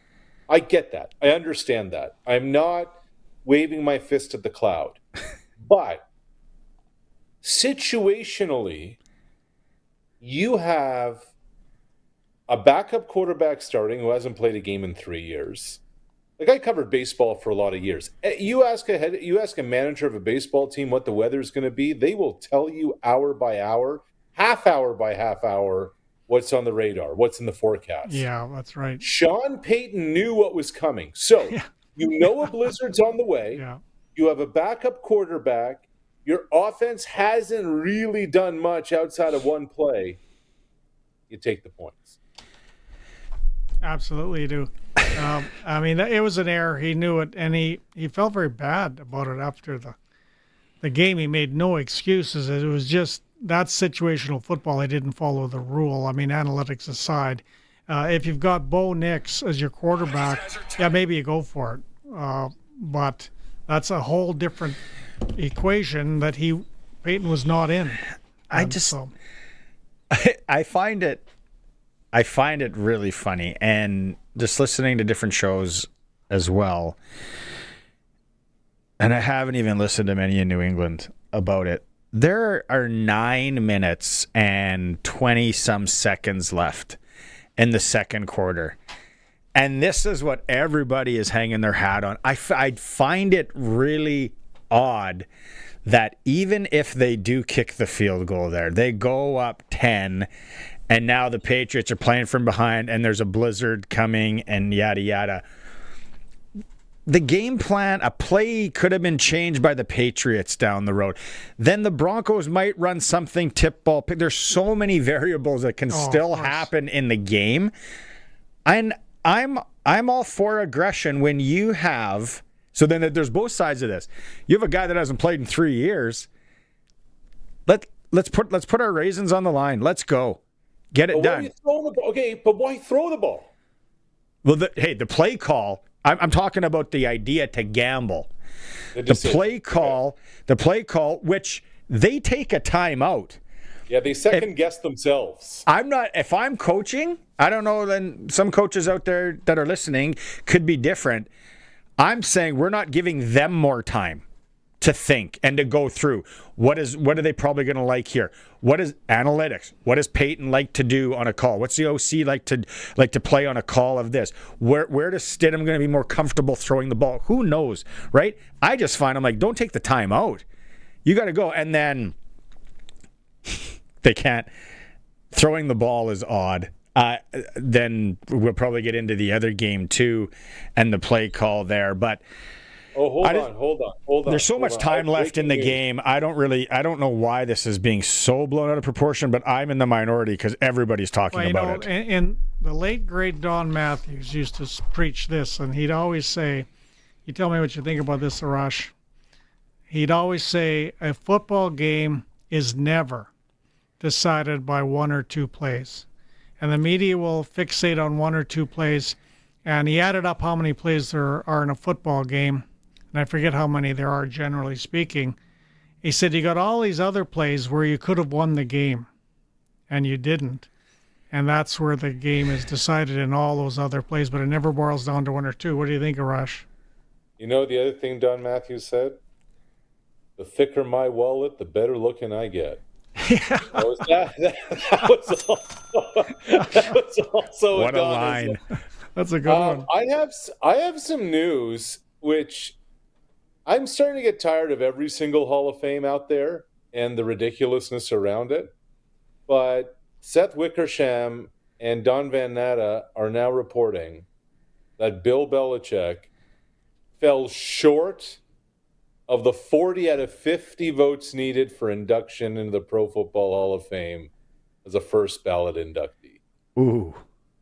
Like, how are there double-digit human beings with a ballot who have elected not to vote Belichick in? That just got reported. That's insane. That's crazy. Yes. He's a first ballot Hall of Famer by a mile. What were the numbers? So you need 40 out of 50 votes to get inducted, as a first ballot Hall of Famer. He didn't get the 40. Now, I don't know what the total number was, but that means at least 10 people, 10 out of 50, didn't vote for him. And here's my take on this, my immediate hot take. Whomever did not should have their vote stripped. They should no longer be allowed to vote. If you're not going to vote for Bill Belichick, then who are you going to vote for? Why do you have a ballot? That's right. That's absurd. Well, obviously, he's pissed a lot of people off. He's pissed a lot of people off. That's turned into a popularity contest. Yeah, it has. I was just going to say, it's not right, but sometimes Carlos Beltran, I'm just going to end with this. Carlos Beltran just got into the Baseball Hall of Fame. Carlos Beltran was front and center in the middle of the Astros trash banging scandal. He was involved in all that. That's cheating. So he's into Cooperstown, but Barry Bonds isn't. Explain that one to me. Barry Bonds, the best baseball player of my lifetime. I just don't. So I guess steroids is worse than banging a drum. Steroids is worse than cheating. What you do behind the scenes is worse than what you're doing in front of everybody. Oh, man. Belichick, not a Hall of Famer. Oh, was it a drum or a trash can? Oh, I guess it was a trash can. I love that move. I would love it. I'd love to see an ESPN 30 for 30 on it. I still can't believe that happened in that is something you do with your friends at a park, playing just pick up whatever. Yeah. It doesn't happen. This really happened in the major. You wouldn't even have the audacity to do in the park because you'd get your butt kicked, right? You're playing with the wrong guys. Would have the audacity to do such a thing. The strong arm brothers. There was 4 of them in my neighborhood. And you ever play basketball? You play something against them? You just never wanted to win. You wanted to get close just to go, well, we could have won that, because the strong arm brothers would rough you up just for fun. the strong arms. I got their first names too in my brain, and we're going back like 40 years. You could probably take them now, Barney. No, I can't. I'd play him in flag football though. Get Wes on my team. We can. Okay, let's go to the Patriots game. And what did you think of the Patriots call? Now I'm hearing mixed reports that it was Drake May's call or audible out or freelance, which I have a tough time believing. But to seal the deal, a ballsy play, Arash. Yeah, it was a great play call, and honestly, before the play, I'm like, that's what you got to do here. Is that you fake the run to the right side, you get the defense to bite. I didn't think they'd loop May all the way out to the other side of the field to rush for the first down. Mm-hmm. What do you have to lose in that spot? Right? It's a misdirection play. It effectively leaves one linebacker on the quarterback and 10 beats 52 for the first down to clinch your spot into the Super Bowl. You're not going to throw the ball. You can't throw the ball in those conditions. Everyone's sitting on the run. Drake May can run it. I loved it. I thought it was an understanding between Josh McDaniels and Drake May, and that, like, if the Patriots win the Super Bowl, that's going to be a focal point of the series, of the the movie on these Patriots. It's going to be one of the identifiable moments of this run. What about the Patriots defense in that game? All season though, Barney. Yeah. And I think what's important to remember is a couple of things. One, the Patriots have been bad for a while now. But here's what they've done. They've hit on their draft picks. And that is the most important thing to do. And you go back-to-back 4-13 seasons, you invest picks in your defense, and then you go spend the most money of any other team in free agency. And yeah, some of it was on Diggs, and yeah, some of it was on your offensive line, but they invested in their defense. Yeah. And Milton Williams is just an absolute game wrecker. And you look around that defense, it is guys making plays. What Carlton Davis has meant to that secondary, you hit on your picks, you spend money on defense, you're going to win. And that's what the Patriots have done. Well, that's right. And you win championships with defense is the old adage, and it will never end. It's always going to be true. I think on the other side, as a Minnesota Vikings fan, if Sam Darnold wins the Super Bowl, the Minnesota Vikings should move their franchise to Fargo. Fargo, no. The Fargo, North Dakota, just as a penalty. But it'll be interesting, having said that, it'll be interesting to see what Darnold does against New England defense. It may be a closer Super Bowl than we think, because obviously the Seahawks are heavy favorites. He certainly did a great job against the Los Angeles Ram defense that was looking pretty good at times. But I think the Super Bowl is going to be closer than Barney. You know more about this and the numbers and the betting, but I think it's closer than what the point spread is right now. It could be closer because of the strong defense in New England. I think it's 4.5 or what. And I'm really curious. You should write that down, Colson. We should figure it out what is today, and let's see how it moves because we got 2 weeks here. But I want to ask. I want to ask about Darnold. Just like this guy has been bounced around, treated like a dish rag at times. I find the one thing that I remember about Sam Darnold, and correct me if I'm wrong, like he came into the league really young. Yes. Yep. And there was a lot expected of him, but he was like young out of college. But now he's getting to a Super Bowl, and there are a number of teams, a number of scouts, a number of front office people that are probably scratching their heads throughout this whole year, and especially now going, what the heck? Yep, that's what right. happened to Sam Darnold is now actually affecting the draft today, because Dante Moore out of Oregon has decided to go back to school. We all know that Mendoza's going 1 to the Raiders, and then come the Jets, and Dante Moore has decided, you know what, I don't want to be the next Sam Darnold. I don't want to go to a team that's dreadful with talent, that has no hope of winning. I'm just going to go back to school. Sam Darnold was put in an impossible situation in the Meadowlands. He was super young, Barney, as you said. It wasn't possible. And And now, like, not only does he put on an incredible performance to lead his team to a Super Bowl, but here's a dude who threw 3 touchdown passes and was pressured on all 3, like the next-gen stats or whatever that come out. That's where he had struggled earlier. That's where the interceptions had come. And guess what? There is one quarterback in football today who has had, over the last 2 seasons, 30-plus wins. Not Patrick Mahomes, not Lamar Jackson, not Josh Allen, not Matthew Stafford, not Drake May, Sam Darnold. It's weird how in sports we so often are so fixated on the rear view mirror instead of the windshield. Where you were drafted, when you were drafted, what you did early in your career, what your first playoff performance must have been like. And it goes both ways. Marshawn Lynch has been milking his first ever, the Beastquake run his entire career. J.J. Watt made a career of having an explosive first playoff game. I think Sam Darnold is very close to extinguishing the ghosts of the past, literally and figuratively.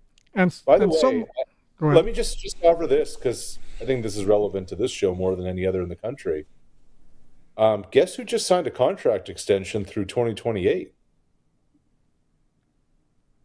Nathan Rourke, locked up by the BC Lions. There's Good. Not that there was much of a talk of Rourke ever going back to the NFL, but now it's done. He's going to be in the CFL for the rest of his career. He's locked up by the Lions moving forward. So just wanted to pass that along because that just came. And we'll see if his brother ends up in Saskatchewan. That's the question. When does Bro say, okay, now it's time to go play? That's a good question. I think we saw with Trevor Harris this past season, who played his best football, most confident football of his career, was so confident in the Grey Cup game, one of the greatest drives in Rough Rider history in the Western Final to win it. How meaningful it is when a coach believes in you. Now, McDonald is more of a defensive coach than an offensive coach in Seattle, but he totally, and has said that he totally believes in Sam Darnold, just like Mark Mueller said, and Coach May said about Trevor Harrison. It's like the old style of coaching doesn't work anymore. It's the main thing is building confidence in a player, not browbeating him when he plays poorly like the old coaches used to do, but rather quite differently in supporting them. And that's what I see in Darnold, that he's got an organization that's got good players around him and believe in him. And it's and there's something going on in Minnesota. Likely they weren't quite as good a team around him when he flopped in the last 2 games after having a great regular season. But there's so much to be said for believing in your quarterback. Well, you have to now. You have to now, or the quarterback doesn't stand a chance. And I'll even take this back 2 teams ago. Like, by the way, Darnold, drafted by the Jets, then shipped off to Carolina.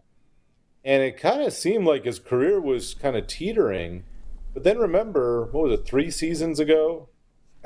Goes to San Francisco to be Brock Purdy's backup. And then suddenly there wasn't any pressure on him as the starter. Suddenly nobody's talking about him. Suddenly he just had time to be in a quarterback room, learn from Kyle Shanahan. And then he ends up in Minnesota with zero. Then wasn't he with Sean McVay briefly, Arash? He may have been with McVay too. Yeah. And those 2 guys. And there were no expectations on Darnold going into last season. And then came the 14-win season and, kind of proved himself. And the Vikings, ask any coach, they got to justify the draft pick, so they let Sam walk for J.J. McCarthy. And from there, the story is told in Seattle and the story is told in Minnesota. Yeah, those 2 coaches that he was around in San Francisco and the Rams, I'm just wondering if that just turned him around. Those 2 coaches are so great with quarterbacks. And time and understanding the league and understanding the position. like so often now we now live in a instant coffee world. Like we want results immediately. Quarterback is not Folgers. Like it is a slow drip, and people Sanka? want results now. Drake May is about to ruin this for everybody, by the way. Because now the expectation is to do it, and it's just such a hard thing to do. I'll be damned if I'm going to sit here and you don't mention Sanka when you're mentioning instant coffee. Can you still get Sanka? I don't know. Wasn't it the big instant coffee back in the day? It was non-caffeine. Oh, wow. For the mellow people. I just remember. Hey, give people a look, because you've been around. Give people a look at like this week going into, I guess, when they head to Santa Clara or San Francisco area. What goes on in both buildings this week pre-Super Bowl, Arash? So in Seattle, because they won and they were at home, Monday is a full logistics day. They're going to bring all the players in. There will be no football involved. There will be people come in. Okay, this is how the travel's going to look for your families. The tickets are going to look for your families. This is what this is how we're going to do the flights. We're going to have charters for everybody. They want to get Monday and Tuesday spent on getting all that hoopla out of the way. And the reason I say that, the Patriots, because of the storm, we got 60 centimeters of snow here, by the way, the last few days. Patriots, because of the storm, they didn't fly to Boston until Monday. They probably will take care of a lot of that. They probably took care of a lot of that today. Excuse me. But the next 3 days, guys, Wednesday, Thursday, Friday, is full football. It's full install. It's full game plan. It's almost as if you're playing this Sunday. I wouldn't be surprised if Mike Vrabel even puts the pads on one day with his guys to try and keep them sharp, etc. And then Saturday is probably a light walkthrough. And then they'll travel Sunday to Santa Clara. The issue is you want to get a lot of your work in now because Monday is media night. There's so many things happening down there that you want to make sure that before you get on the plane, everybody's ready for the week. Everyone's ready for the game. And then it's more just dotting I's and crossing T's next week in helmets and shorts. I'm kind of looking forward to it over the next 2 weeks, although next week I'm not doing Monday and Friday. So people will get sick of me, but that's okay. And then because the first Super Bowl we went to in Arizona, we were there for almost the full week. So you got to kind of see a bunch of stuff. The storm was in New England, so they didn't get there. The fans didn't really get there. So it was very Seattle. You went down to the convention center and all that. And then I'll tell my Super Bowl ticket stories and just the fake. I'll try and find that one and bring it here now that we're on the stream and show the back on how you could tell if the tickets are fake or not. It is next level. And how many people get burnt on fake Super Bowl tickets. And that's the Houston one was the same. The Houston Super Bowl is the same thing, but not to the extent as as I learned that week in Arizona. But yeah, it's that storm I want to talk about. So your house, how many inches of snow would you have gotten? Oh man. 5 feet of snow. We had 60 centimeters of snow. I can't fathom that. Anybody that's ever been to Toronto, it's like when it snows Eastern Seaboard, and people here always go, little bit of snow shutting them down. Hey, and I'm like, we're in a farming community. Have you ever been to the Eastern Seaboard? Yeah. And if you got that much snow, so much more humidity. The disaster of trying to get anywhere. Millions upon millions upon millions of people trying to get places. Arash, I don't. Well, Arash, how much have you shoveled? I'm about to email Colson some photos to put up on the stream. Oh, that's good. Yeah, this is like outside of my driveway and my driveway. Just madness. Well, I was watching the Toronto weather, and they said that because of the temperature difference off Lake Ontario versus the ground, Lake Ontario is warmer, and it somehow develops the snow right over Lake Ontario. and it pours in off that. And it wasn't just here. Like, what I found wild was like the Dallas Mavericks games were getting canceled. Memphis Grizzlies games were getting canceled. Like, this it's that far reaching. Yeah. It slammed. Now, they didn't get 5 feet, but it's been wild. I saw some videos on social media yesterday from Toronto. Oh, it was Ken Reed from... Yeah. And I was like, are you kidding? That city would be an absolute disaster. You just stay in for the week.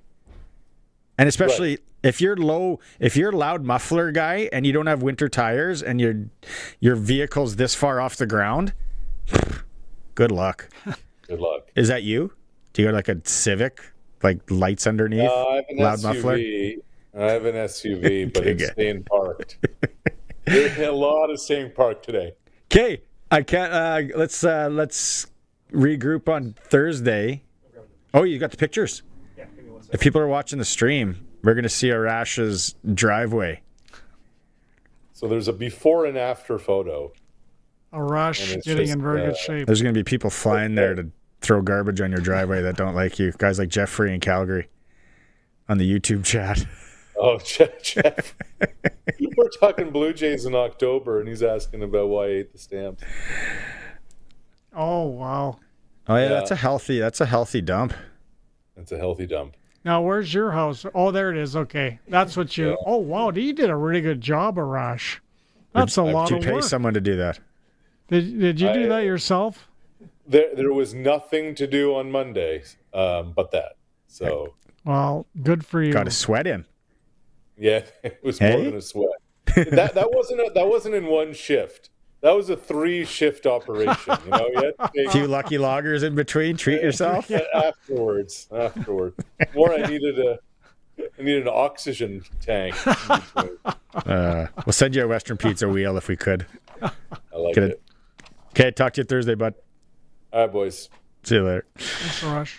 That is Coast to Coast with Arash Madani. For Brian Golly, Smart Investing Solutions. Be smart with your money. Call Brian Golly. It's a lot of snow. Don. Well, Barney... Are you a snowblower guy? Well, I don't use it unless I really have to, but I will complain to my wife about shoveling if there's 2 centimeters fallen. That I have to go out and shovel because there's 2. I can't imagine 60. 60 centimeters is not even 2 feet. Kip on the Prairie Land Rentals text line. It tires me out, 2 centimeters. 60? 2 feet? That's close to... I don't know. I don't like it. Arash It'd be wet. It'd be probably really wet and damp, and you're trying to throw it, and your lumbar would be all messed up. You need to go to the lumbar yard. Arash did it in 3 shifts. How many shifts would you need, Barney? I'd take 3. Yeah. I'd go 3 shifts for sure. Take 5. I get my kids out there, though. Oh, your son could do it in 10 minutes. No, I'd find an excuse. My shoulder. No, how much am I getting paid for this? It's a Sportscage. We're streaming again, YouTube channel through sportscage.com and on 620 CKRM. What's going on in the markets? When is the right time to invest? What should you do with your money today? When Linda had questions, she talked to Brian Golly. He makes you feel very at ease. He's always up for a visit with us, and we're always happy to see him and get some advice from him. Don't guess with your money this RRSP season. Call Brian Golly at Smart Investing Solutions, 546-2533. We would recommend Brian anytime, and we would recommend him to anybody. Looking for the best gear at the best price? Extreme Hockey and Sport just raised the bar. Now, with a price match guarantee, find the same product anywhere else, show the price, and they'll match it. The gear you need, the service you trust, and the price you want. Why settle for anything less? Get the local loyalty and the price match guarantee only at Extreme Hockey. Any budget, expert fit. Your local sit and fit hockey shop. Extreme Hockey and Sport, 1425 McIntyre Street, Regina's Hockey Shop. The Sports Cage Clutch Performer, brought to you by Kellen Solar. 35 years of experience, moving water from a dugout or well without electricity. Visit kellensolar.com to find out more about your livestock operation. Okay.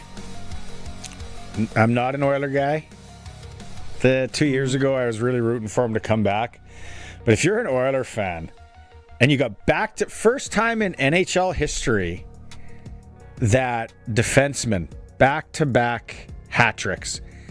Evan Bouchard Saturday night. We're going to talk about that game. Mm-hmm. And then Ekholm last night. An empty netter. Do you have the empty netter to play, Wilson? Coming off their 6-5 overtime win here Saturday night. That's a great play. Darn right. It is right behind his own net, all the way down the ice, and through players. It was a seeing eye shot in some respects. You know, you think, okay, is it time the Oilers aren't going to make it to the Stanley Cup final? And then you watch that game Saturday night with that comeback against Washington, and then that goal by McDavid in overtime, and you thank your lucky stars that Connor McDavid is a Canadian, and he's playing for Canada in the Olympics next month. And without forwards like McDavid, you know, we don't win. We don't win the gold medal because we, I think, have better forwards. The United States arguably has better defense and goaltending. But with McKinnon and McDavid, they're the difference makers. And as we saw in the Four Nations, he hasn't slowed down. Connor McDavid has not slowed down. He's still got that speed, Barney. The same speed he's always had, and he showed it against Washington. And they were practically tackling him.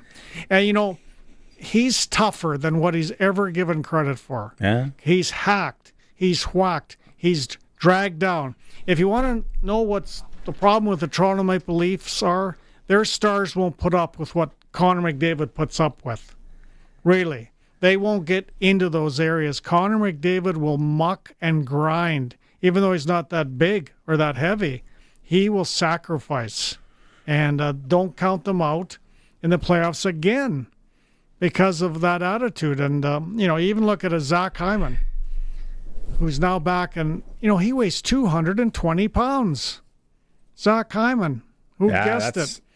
And so, yeah, don't count the Edmonton Oilers out because they've got that unbelievable leadership from their captain. He's amazing to watch. I can't wait. Thursday, Sharky's going to be here. He was at that game. Oh, really? That'd be and cool. It was a sleeper. That first period Yeah. was garbage for a Saturday night. I'm like, oh, Sharky's probably in one anyway, so he's probably enjoying things. But then it was something to see live. That last stretch and into overtime. I can't wait to get Sharky's take on it. Find out what jersey he wore. Also, McDavid. I watched that Anaheim game last night. It was hard to find, first off, and it's like you had to watch it on some Los Angeles local like telecable almost. Oh, is that right? Yeah. Like how he can separate. And I know there's other fast guys in the league. There's fast guys everywhere. But it's unbelievable. And I'm trying to think of when we're going to see it again. Someone with this speed in the NHL. Yeah. That makes he makes it look like he's playing a pickup game. He got called up. He's that guy that I played junior and he called up your buddy for a pickup game and everyone's just like, well, this guy's way too good. Like, why would you bring this guy out? Like, and I'm not an Oilers fan. Well, he's 29 years old. 2'9". Hasn't slowed down at all. The last player that I saw... Is he getting faster? Maybe? I don't know if he could possibly be faster at 29. But I don't know. I don't think so, but he hasn't lost any speed. And the last player that I saw, I'm a little older than you, Barney, but you would have seen the clips. Last player I saw that skated this much faster than everybody else on the ice was... Give me what team?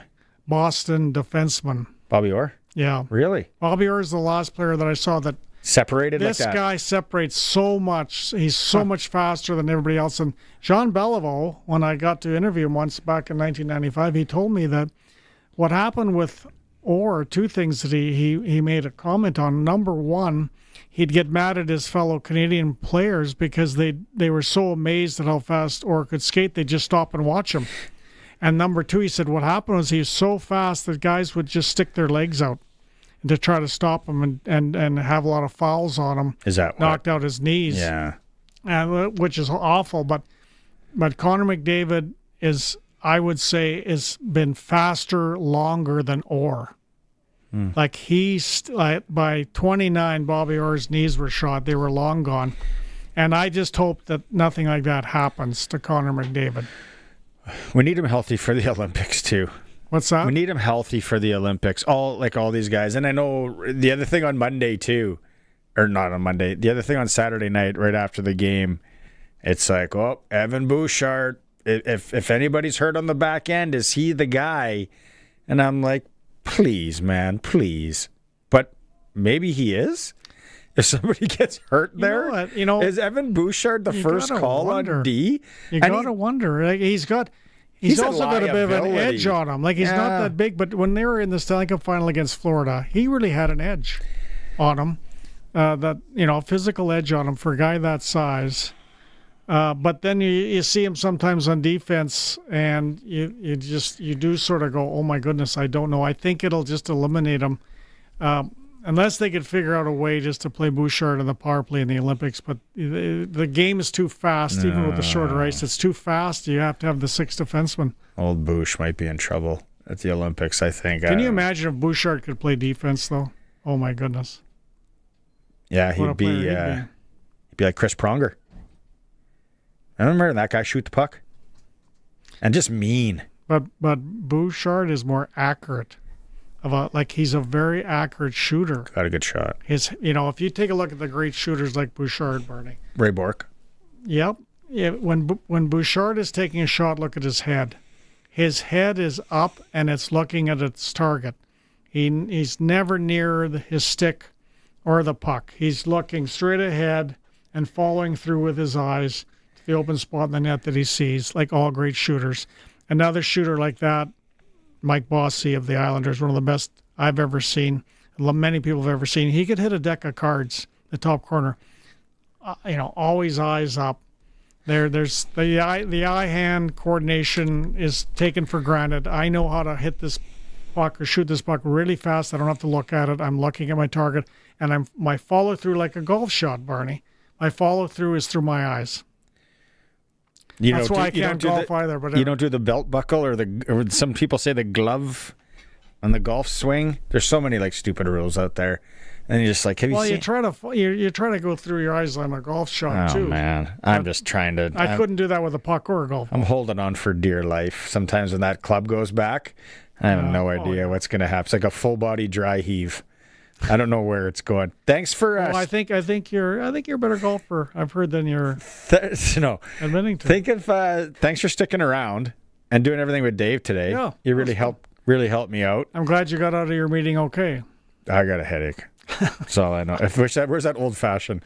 Where's that Last Mountain old fashioned when you need it? That was Clutch Performer for Kellen Solar, located in Lumsden, family owned. If you need anything solar, if it's for the livestock operation or maybe just the house, the farmyard, and like that, Kellen Solar in Lumsden can help you out. We'll be right back. It's a Sportscage on 620 CKRM.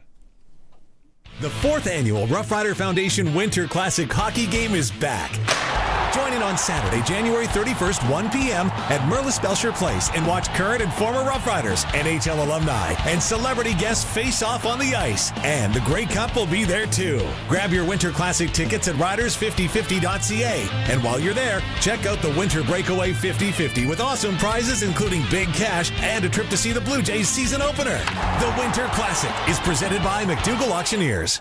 If your garage door is running a little rough, you don't need to be talked into something that you don't need. Sir, what you need is the new gigantic-esque, voluminous, astronomical, ginormous, gargantuan, exquisite air garage. Just call Busy Bee Doors, the local experts who have been in business for many, many doors. They can fix or replace any commercial or garage door. Wait. With me, you get a little garage door keychain, please. Busy Bee Doors, the garage door specialists.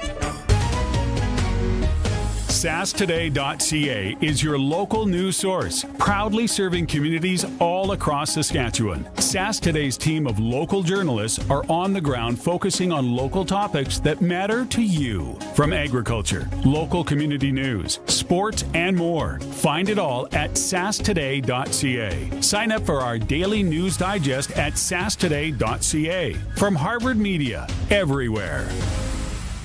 Get it hot and get it fast. Western Pizza.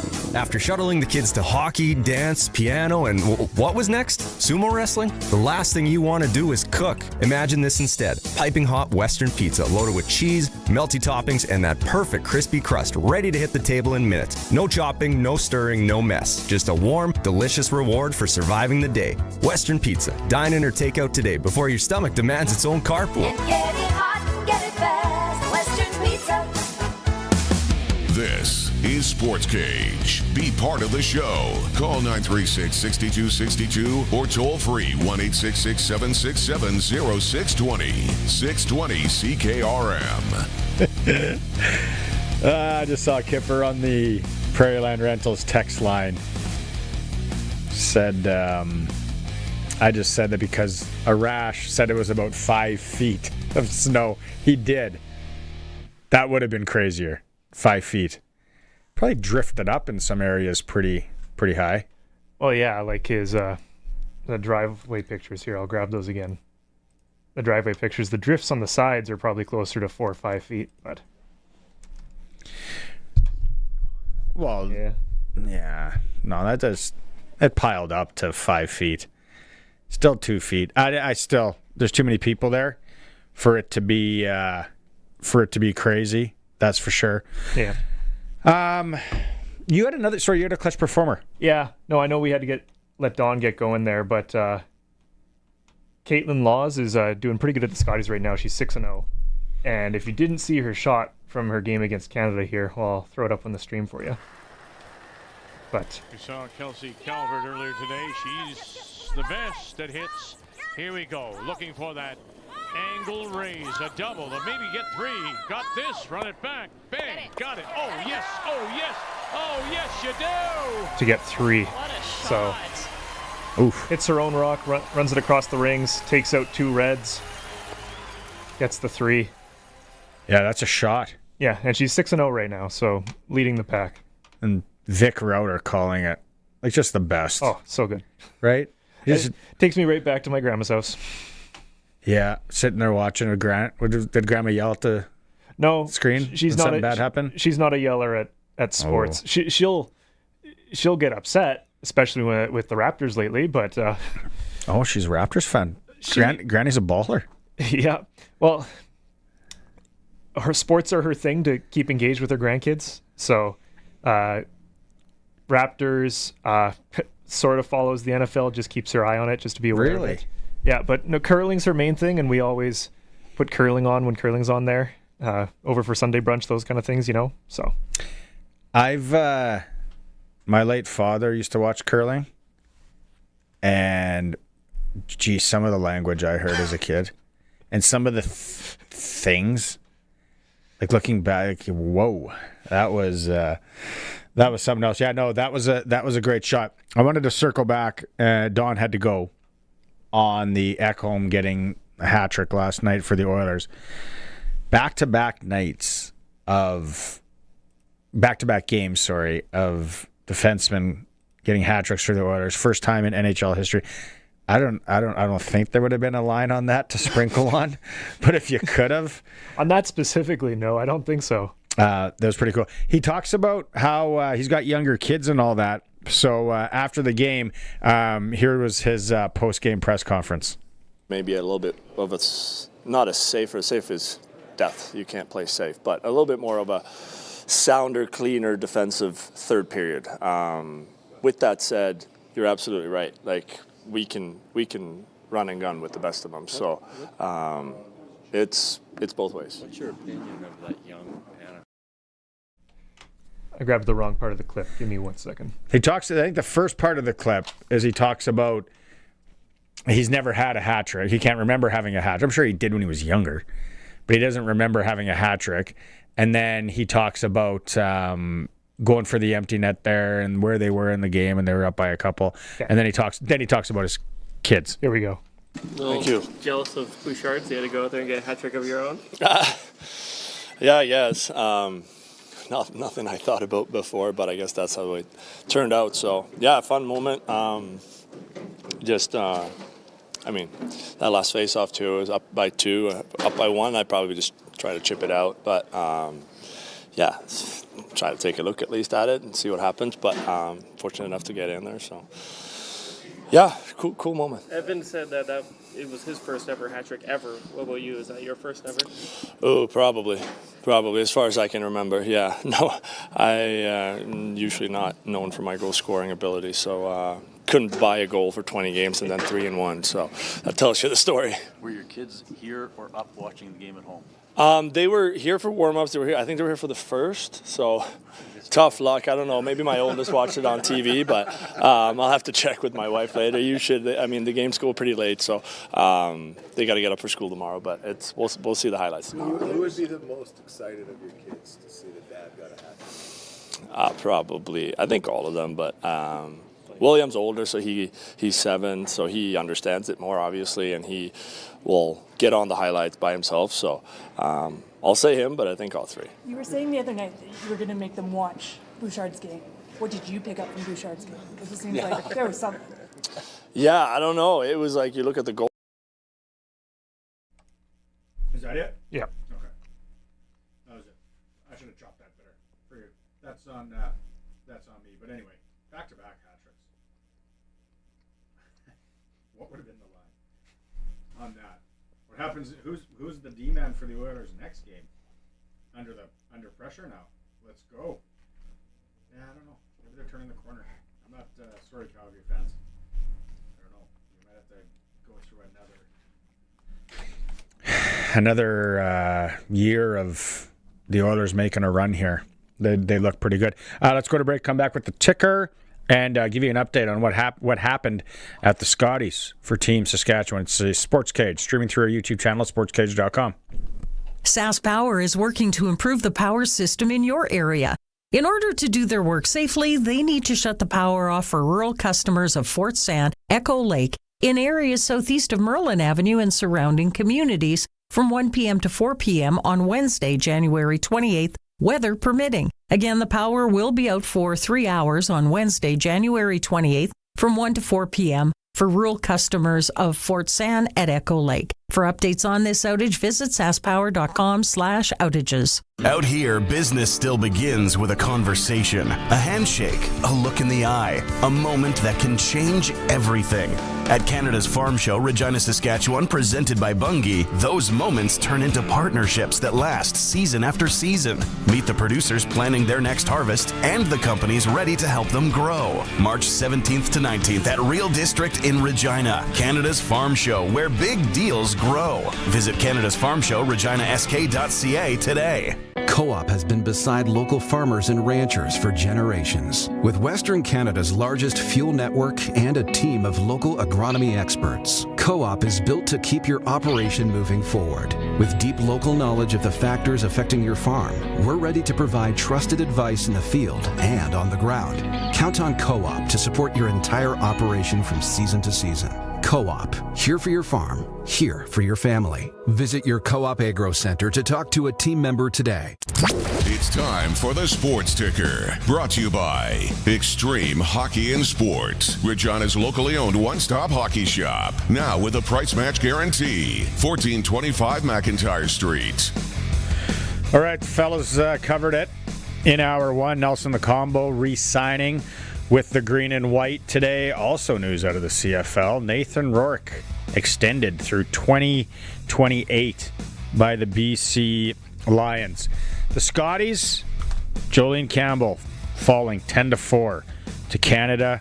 Her record is now 2-3, and that's it for today. She doesn't play tonight. Western Hockey League Saskatchewan teams, the Raiders at the Moose Jaw Warriors, 7 p.m.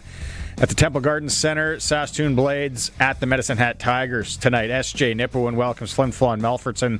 The Battlefords Kindersley hosting Humboldt. AAA Midget Boys, Swift Currents at the Notre Dame Hounds, 7:30 in Wilcox. National Hockey League, Leafs home to the Sabres. Canadians hosting the Golden Knights. Winnipeg's in New Jersey. And Vancouver welcomes San Jose. It is for Extreme Hockey and Sport, where they have a Yeti sale on. 20% off Yetis. All you hockey mums and dads, or dance, or whatever. Extreme Hockey and Sport right now. Also, a good deal on sticks. Picked one up there yesterday. So, local hockey shop, price match guaranteed. They're in Moose Jaw now at the Temple Garden Center and located at the Cooperator Center and the regular store here in Regina. Extreme Hockey and Sport, they support local. They are local. Hour 3's coming up. PumpJacks Cathedral trivia off the start. If you think you know NHL history when it comes to defensemen scoring, you can start calling now, 936-6262. And we'll also have Glen Suitor. We'll be back. We are 620 CKRM, a Harvard media station, broadcasting live from downtown Regina. It's 5 o'clock. Good evening. I'm Corey Atkinson from the sasktoday.ca newsroom with your 620 CKRM news for Echo Sound and Fort Qu'Appelle. Stay connected with the new cell phone from Echo Sound. Call 306-332-6711 and brought to you by the Capital Automotive Group. Capital's 100K giveaway is back. See capital100k.ca for more information. Regina Police Service data shows fewer overall crimes in 2025, even as certain incidents increased. Chief Laura Davies said there were drops in assaults, thefts, and break-ins compared to the year before. Overall, crimes against person in total were down. I think they were down just about 14%. Homicides were the one area that we did see an increase, having 11 of those throughout the course of the year. Davies said these crimes are hard to prevent because they stem from many causes. Police also saw more bin fires and traffic offenses, but fewer overdose cases. Davies says ongoing reviews will help police focus resources and maintain public trust. Regina Police have charged a 44-year-old man in connection with a deadly crash on Dewdney Avenue in October of 2025. Investigators say a freight truck failed to stop at a red light, hit a southbound vehicle, and then veered off the road and struck a 19-year-old woman in a bus shelter, killing her. The truck continued on before stopping in a nearby yard. Following months of detailed analysis, officers charged Biniam Emaha with dangerous operation causing death. He appeared in Regina Provincial Court today. A member of the Estevan RCMP has been suspended with pay after being arrested and charged late last year. Constable Christopher McMahon, who was 32 at the time, is charged with theft under $5,000 and break and enter. He made his first court appearance on January 19th, and his case was adjourned to March 2nd. The RCMP says he has 7 years of service and that duty status is reviewed throughout the conduct process. Sask Power says it provided significant power exports during the weekend as parts of the United States grappled with widespread outages. From Friday evening through Monday morning, the utility sold its maximum 150 megawatts into the Southwest Power Pool, which serves 14 Midwestern states. Additional exports of up to 350 megawatts were delivered into the Mid-Continent Independent System Operator market at the Manitoba border. The Crown Corporation maintains interconnections with Alberta and Manitoba, allowing additional support to surrounding grids during periods of high demand. Prime Minister Mark Carney says Holocaust Remembrance Day is a moment to remember the consequences of ignorance and hatred. Speaking today in front of the National Holocaust Museum in Ottawa to mark the day, Carney says Canadians have a responsibility to reflect and act on the lessons of the Second World War and support the survivors and the families who continue to live with the fallout. You have chosen to bring those darkest memories to light so that what happened will not fade into silence, so that what happened will never happen again. That is the power of one. One life, one voice, one choice. Carney says Canada was complicit in the murder of millions of Jewish people during the Second World War due to its silence, and that history needs to be remembered to ensure it is never repeated. That was your 620 CKRM News. Read more stories from around your community and around the province at sasktoday.ca and 620ckrm.com. Your weather is next. Capital's 100K giveaway is back for 2026. The Capital Automotive Group is giving away $100,000 in cash and prizes with no strings attached. We're proud to be part of communities across Western Canada, and we know it's those communities that allow us to exist. So every once in a while, once a year to be exact, we're going to say thanks 2026 by giving away $100,000 in cash and prizes. To learn more and enter to win, check out capital100k.ca. Capital's 100K giveaway. Do not miss it. Ever feel like managing your phone, internet, and streaming is like an old ski game? Zigzagging trees, dodging eddies, just trying to level up without wiping out your wallet? Good news! At Echo Sound, your SaskTel authorized dealer, you can glide through it all. New phone? Level up. Faster internet? Power boost. Max TV streaming. Bonus content. No obstacles, no Yetis. Just experts who make it easy. Ski smoothly into the new year with SaskTel services. Echo Sound, your SaskTel authorized dealer in Fort Capel. EchoSound.ca. Brought to you by Line X Regina, Serious Protection Killer Lux, 1865 McCarra Street. Matt's Furniture. Visit mattsfurniture.ca. We're out of the Arctic air now, and we're actually trending up. There's going to be a bit of a pattern shift where the colder air has moved, expanded eastward, still hanging on, but the western edge of it now gets pushed back northward, which gets us into a milder pattern. In fact, the whole pattern as a whole into part of next week may lift back northward, bringing warm air across a good portion of the country. Partly cloudy tonight, the wind backs down, becoming nearly calm by tomorrow. Minus 23 the low tonight, and minus 15 under a mostly sunny sky tomorrow. Now, there will be some cloud cover mixing in at times. There are some flurries dropping in across the western portions of Saskatchewan this afternoon. We'll watch those pass by harmlessly, weaken, but some of the cloud cover moves in. Back to the sunshine tomorrow, and then in and out of cloud cover Wednesday night and Thursday. Cloudiness thickens up a little bit for Thursday night into Friday. As the warm air gets set to build in, temperatures are still only minus 13 on Friday, which is almost average. We may come up a little bit at night, may just hold steady. But either way, warm air does build back into the weekend. We get up to minus 4 on Saturday. The trade-off for that, a bit of light snow, likely a little accumulating snow as it moves through. The flurries end. The weekend, it's salvage. Whatever is left over by Saturday afternoon ends. And if not Saturday afternoon, Saturday night and Sunday are dry, with temperatures staying in the mid-minus single numbers. With your 620 CKRM weather forecast, I'm Precision Weather meteorologist Phil Spivak. For 40 years, the team from Line X Regina has been protecting vehicles across Saskatchewan, and we're changing with the times. 3 generations of our family have protected your vehicles. Our business has evolved, and we're not stopping now. The next generation is here. Same family, same commitment, ready for the next generation of truck beds, rocker panels, trailers, bumpers, and running boards in all kinds of colors. Line X Regina, 1865 McCarra Street, the next generation of protective coatings. He's at it again. Matt's sharpening his pencil to save you money at Matt's Furniture. Now till February 4th, it's the New Year Kitchen Suite Savings Event. Buy any 2 qualifying Whirlpool or Maytag kitchen appliances and save an extra $150. Buy 3 or more and save an extra $300. And if you buy 4 or more, you'll save an extra $400. See in store for all the details. Matt's Furniture in Fort Capel, Kamsack, Melville, and Foam Lake, or online at mattsfurniture.ca. Broadcasting from Century Studios in downtown Regina, Harvard Media presents The Sportscage, where Saskatchewan comes to talk local sports. Brought to you by Sask Lotteries, bringing communities together. Sask Lottery products fund over 12,000 sports, culture, and recreation groups across Saskatchewan. Be part of the show. Call 1-866-767-0620 or text 306-936-6262. The Sportscage. Streaming at sportscage.com, our YouTube channel, and on the radio at 620 CKRM.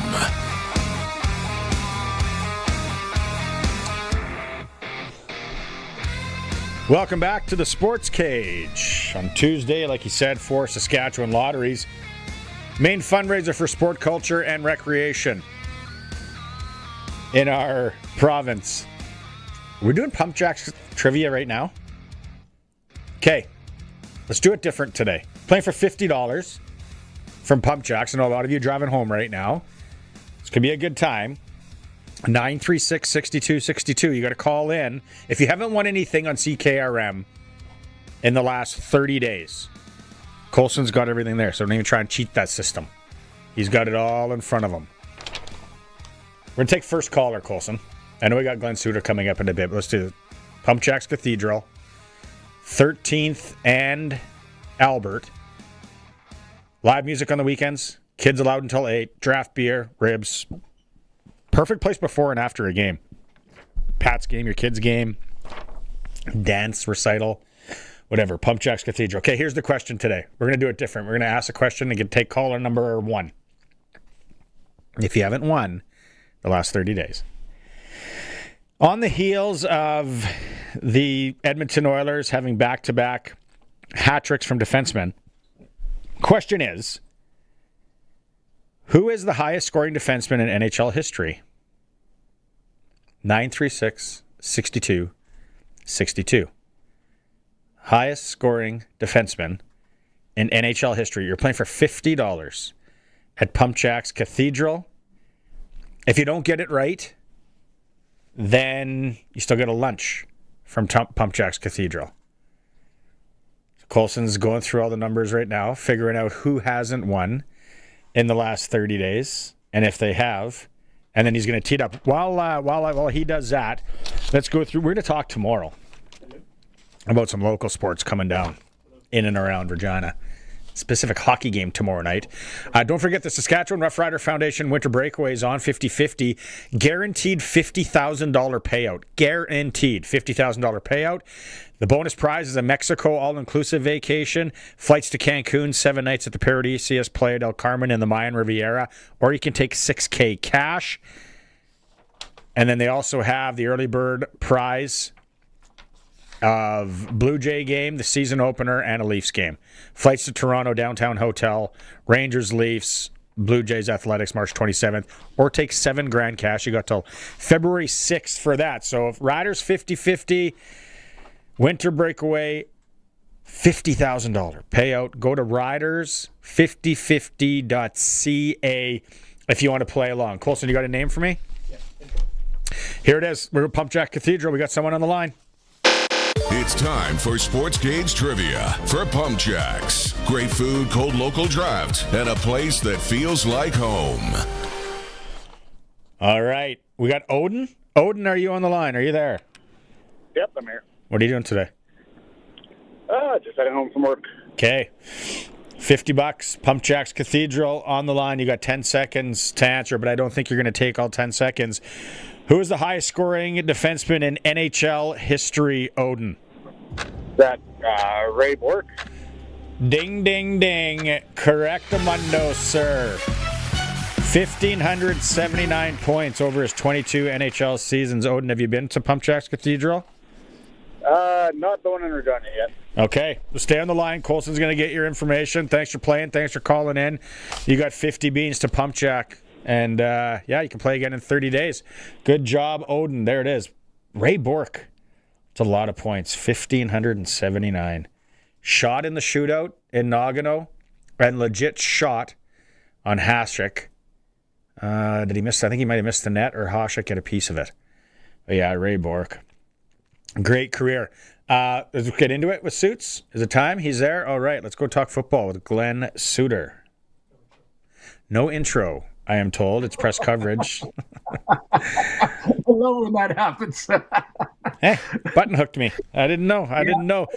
What a week. Did you watch the NFL games before we get into CFL stuff? Did you watch the NFL games this weekend? Yeah, I did. And the discussion for the Broncos and you know, my buddy, and whether or not they should have kicked the field goal is an excellent one. I mean, it's the one we have in the bar. You're watching the game. You go, do you kick it here? Do you gamble here? Do you go for it here?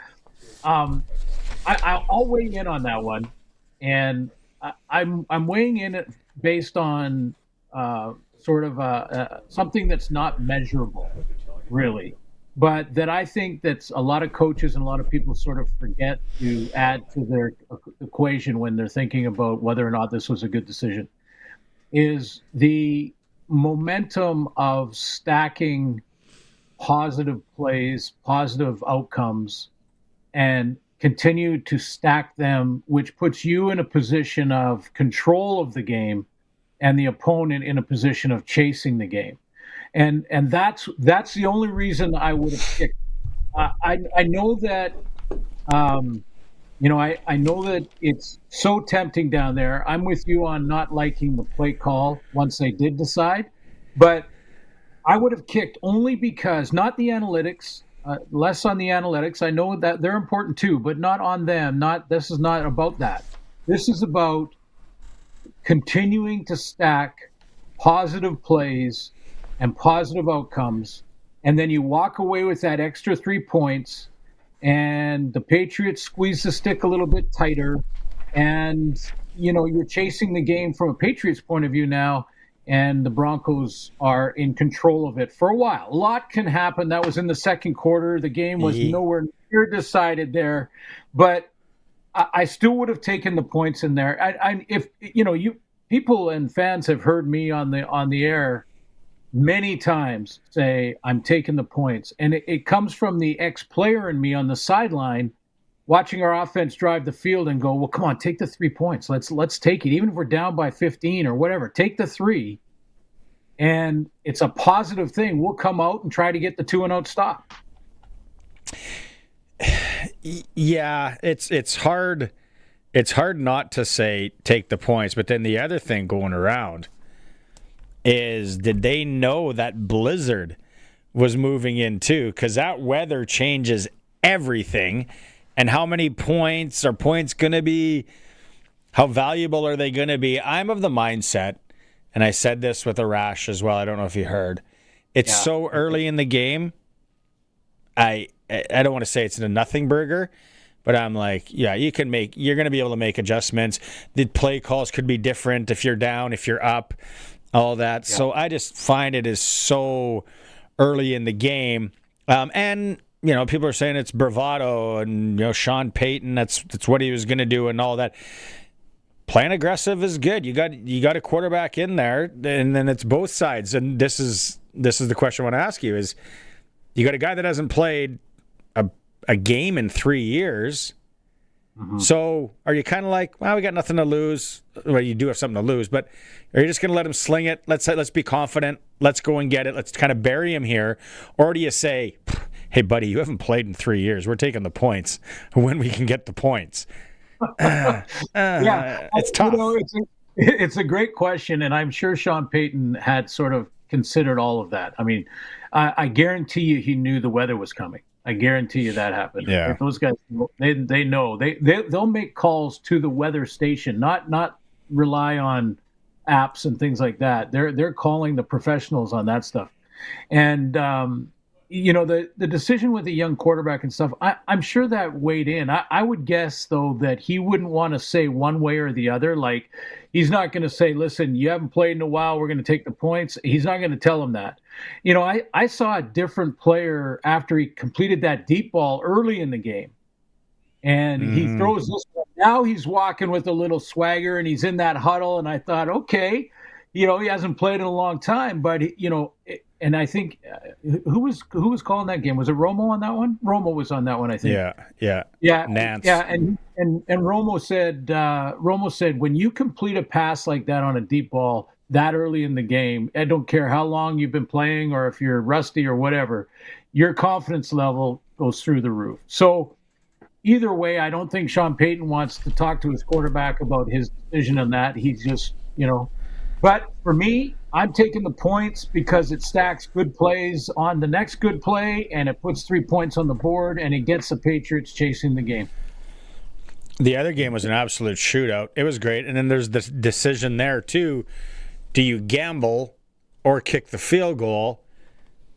I was surprised they didn't kick the field goal. But then I also get the gamble there, too. Easy to go back and say that at least that you're there to score, where the Broncos on their gamble, you just had another first down. You ain't scoring on that. So who knows what plays out after that. Although for the Rams, they score and all that. But that game was a shootout, and we talked about it with Arash. Like, Sam Darnold is a quarterback, and you can equate this to the CFL, and you've seen players that have, not had a great start to their CFL careers, and then we're kind of shipped off here, shipped off there. I don't know if anybody comes to mind. And then a little bit of a resurgence in Minnesota last year, and he's continued that on to Seattle. And I'll say it, I am shocked, because you look at his work in those first few years, and it was like, what a bust this guy was. But now he's taken the Seahawks to the Super Bowl, and they're going to be 4.5-point, if not more, favorites by the time it's kicked off. Yeah, the guy that comes to mind is Cody Fajardo. A guy who, has got some opportunities, took a team all the way to the final, then was kind of, okay, that's enough of that. Then he took his next team to the Grey Cup, and then, okay, we got a better guy. And, he just continues to. And Cody got off to a bit of a slow start.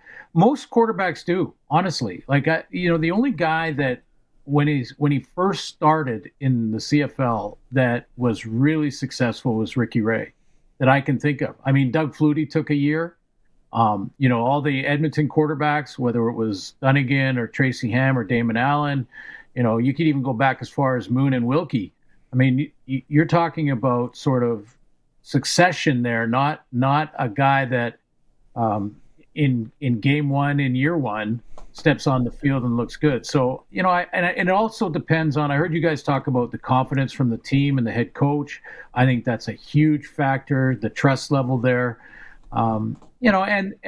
Let's give credit to the player who locks out the bad and continues to work and improve his game with humility, and all of a sudden gets that opportunity in the right coach, the right system, players around him, and takes full advantage. And I think it's great for him. It's kind of the thing you want to cheer for, and that's kind of one of the reasons I think, Barney, we love sports. We love seeing these stories of guys that were told you're no good or told you're not going to make it here or there or whatever, and bounce around a little bit and then go all the way to a Super Bowl.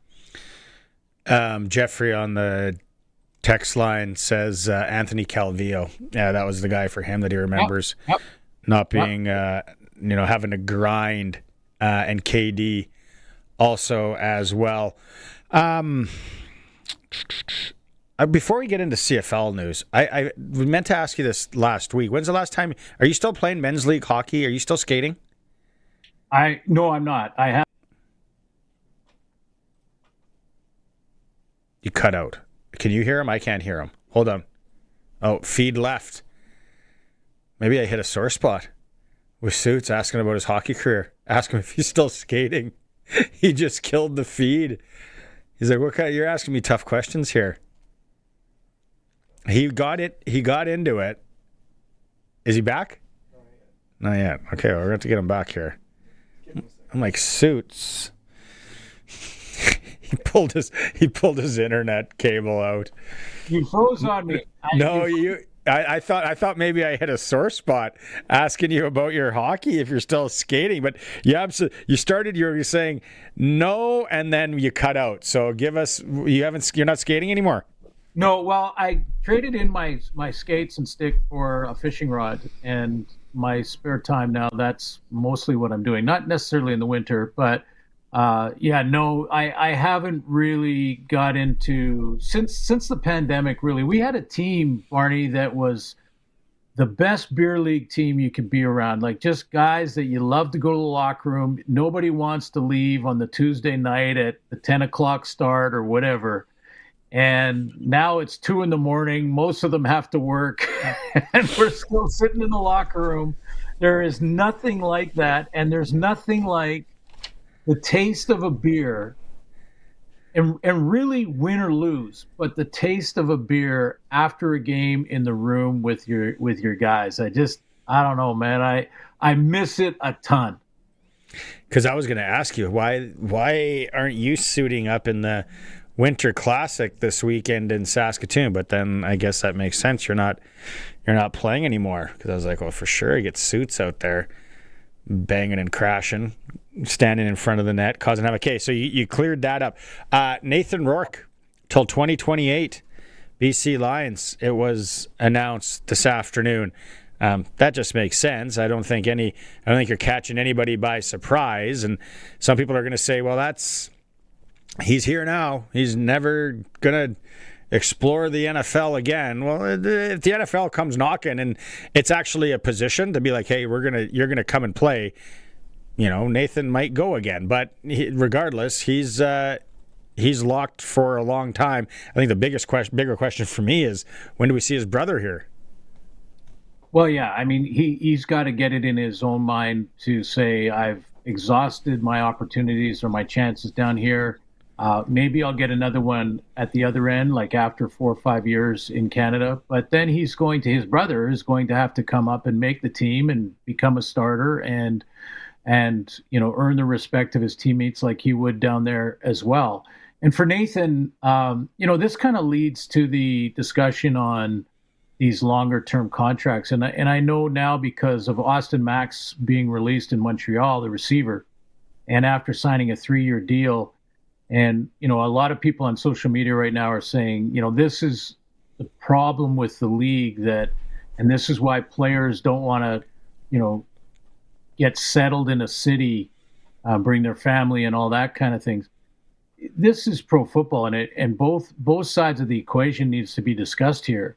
A long-term deal for Nathan Rourke is outstanding for the team, but it doesn't mean for a second that he's locked in and can't try again in the NFL.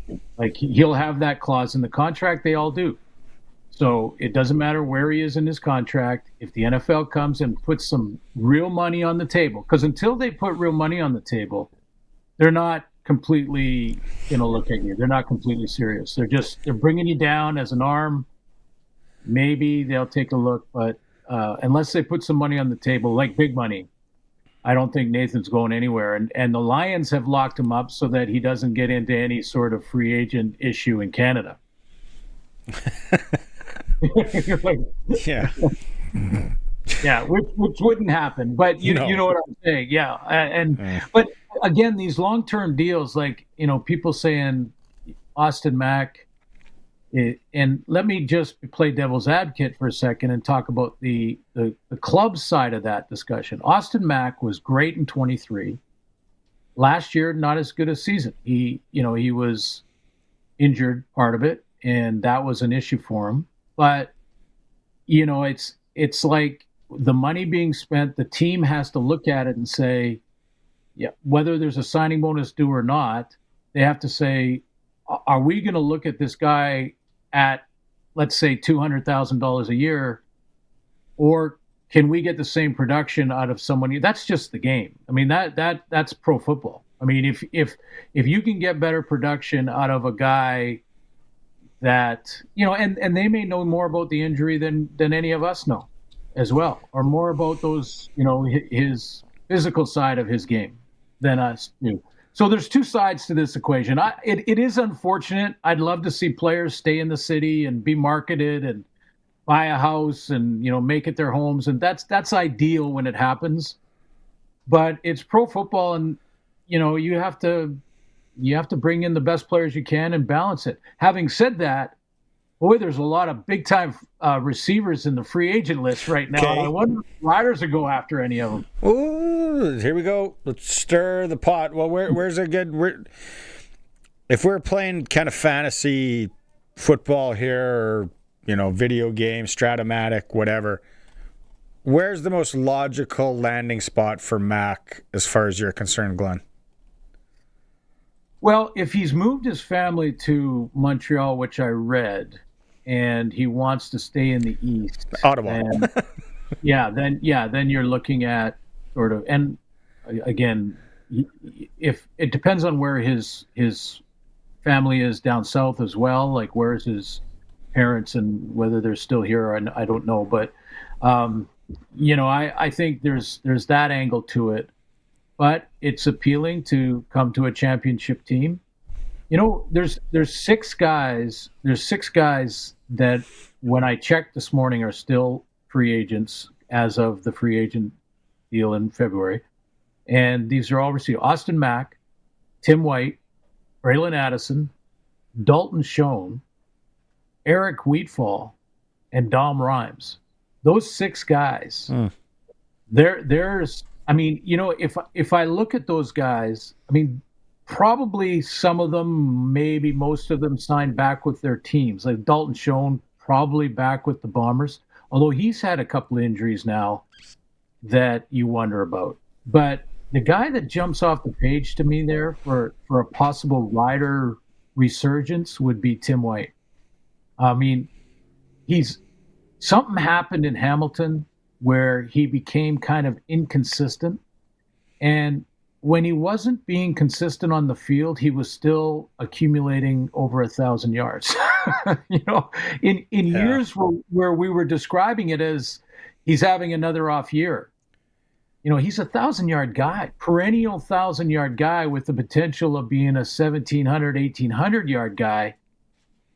And there's a redemption side of Tim White, right? Like, Barney, when you're an athlete and they've said no thank you, you just want to sign a deal and show them that made a huge mistake. I don't care really what team. Give me a really good quarterback, and I'm in. If you're a receiver.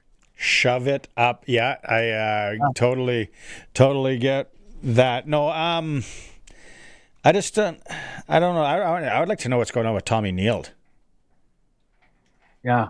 But as longer that we go here, the more it's going to look like that some of the guys will wait until they'll wait until free agency, take a look at what the market will bear, and then they'll sign back with their team if it's not a big difference. Hey, one real quick one. I did talk to the league today. Yes. Okay. And we had a discussion on Thursday about the 3 minutes and how they, at this point, the recommendation from the rules committee is to keep the 3 minutes, final 3 minutes of the half and the game the same way as they are now. And I didn't think I did a very good job. You guys were great. I didn't do a very good job of trying to explain how the nuance of that. And you made a great sort of scenario. So team's down by 4. Riders are down by 4 against the Bombers. There's 2 minutes, 50 seconds left. They run the ball up the middle for 4. What happens? Okay, so this is the biggest difference, because in the NFL, you have to throw it out of bounds, you have to throw it incomplete, or you have to get out of bounds, or there has to be a penalty or a timeout. And they have 3 of them in the second half. They can save all 3 till the final 2 minutes down there. So in Canada, you only have 1 timeout. That timeout in the second half could also be tied to a challenge. So if you lose a challenge, you lose all your timeouts. You don't have one in the final 3 minutes. You can't stop the clock with a timeout. It's basically stop time. So that run for 4 yards up the middle, the clock will stop once that tackle is made. Different than the NFL. So then the official goes and gets the ball, and this is the little nuance that I missed on Thursday.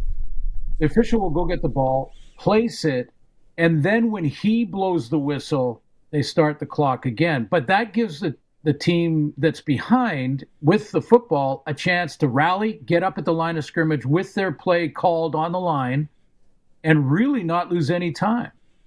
Mm-hmm. And that's really so when you consider that, even on a running play up the middle, that's why in 3 minutes you could have 3 or 4 changes of possession. Now, some people have said, well, that's kind of rewarding failure, because if you go 2 and out and then you have to punt, you still get the ball back. It's not at all reported, with promoting failure. Yeah, it's not at all promoting failure. What it's doing is it's allowing the defense to be part of this scenario, because they need the 2 and out, or the team with the lead just drives the ball and ends it. And you go back to the West Final and the great drive by the Riders. I mean, that was a great example of stop time. A running play, the clock will start, but the officials, remember, they have to come out. Sometimes those guys will come out, they'll go to place the ball back down, and they'll look to see if there's substitutions from either team too. And sometimes they'll look and see, that could be 20, 30 seconds by the time they say, okay, let's whistle it back in and start the clock again. By that time, Trevor Harris is out over the ball. They're ready to snap it, and only 1 or 2 seconds disappears. So it rewards actually a team game. Can I ask, though, the whole 35-second clock thing, that people are bent out of shape and they're like, I don't. But so that's just a running clock to speed it up. The clock is still stopped. Like people are confused, and there was a number of them here, and maybe some people out there aren't good for you. But what people were thinking is we run that ball on first down, get the 4 yards. The clock is still running. It's just 35 seconds. And I'm like, I think it's just 35 to keep things speedy so guys can't basically have another timeout. Yeah, no, the 20. Yeah. No, let's just talk about the final 3 minutes. The final 3 minutes has not changed at all. At least the recommendation right now is not to change it. Therefore, the 20-second clock starts once the official blows it in and ready to go on that running play you're talking about. But the clock also stops, the game clock. Yes. That also stops. When the play is over on the running play, that game clock stops. And so the time that the official is taking to get the ball from the running back, get the pile cleaned up, put the ball back on the field, and get ready to blow it back in, the offense that's behind is back over the ball already. They're ready to go. They've called their play on the line of scrimmage, and they're ready to snap the ball. So essentially the clock, the game clock, there's not much of a gap there that starts it again, but there is a gap to get them ready. That's why you don't see quarterbacks in our league spike the ball into the ground. First of all, we only have 2 downs to make it happen. Secondly, you can be ready before that game clock starts again. In the regular time, not the 3 minutes, but regular time with the new 35-second clock, that as soon as the ball is dead, the 35-second clock starts. So you've got to substitute, and here's what's not been talked about. You've got to substitute your teams. They have to be on point. You got to bring in your personnel. You got to get that all done in 35 seconds. But there is still the 20-second clock for the huddle. So that will kick in once they blow it back in. But the 35-second clock runs. And here's one thing that no one's talking about that's going to, I think, make a positive difference is when that because of that new 35-second clock in regulation time, not the final 3 minutes, but it is regulation final 3, but you know what I mean? Yeah.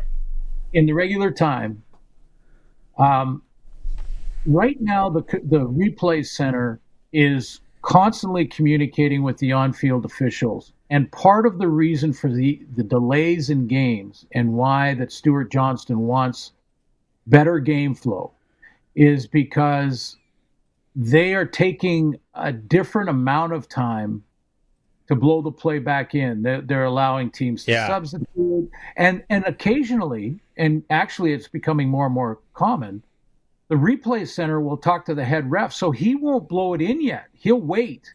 And he'll be listening to the replay center and saying, hey, did you see this or that, what you did? They'll be talking to him in real time. That slows the game down because he has not now whistled it in. He's holding the teams off, and we have a longer break there. So now with this 35-second clock, the officials have to be on point. The officials can't talk to the replay center every single down. And I think really most fans, I certainly am one of them, believe that a better flow there and less involvement from the replay center is a good thing. I really believe it is a good thing. So I tried to get clarification today that I hope that helps with people that are sort of struggling. And the nuance of the final 3 is that stop time. Mm-hmm. When the whistle blows on the tackle, the game clock stops until the official says, okay, now we're going again. And that gives the offense that's behind a chance to call the play on the line. Mud clear. We can revisit it on Thursday. No, it's exactly what I was stuck because I got into it with somebody and I'm like, I am no expert. I don't know. I'm following along with you, but they were like, no, it's going to be like the NFL. It's 35 seconds and the clock's going to keep running. And I was like, I don't think that's the case. So no, clock's still. And then, like you said, the recommendation to keep it 20 in the fourth quarter, the last 3 minutes. So that's gonna be good. Okay, let's regroup on Thursday, my friend. Yeah, sounds good. Your Pats are in it, man. I know. Go out there, out and buy a shirt or something. Get some paraphernalia on you. On Thursday, I want to ask, because based on your gambling tendencies, I'm wondering, as a coach of flag football, how many times are you going for it on? Yeah. Well, you can pose me a question, and I'll give you an honest answer. You sound like you're gambling big time out there as a coach. I think that would be cool. No. Be aggressive, man. Go play to win. Talk to you Thursday, Suits.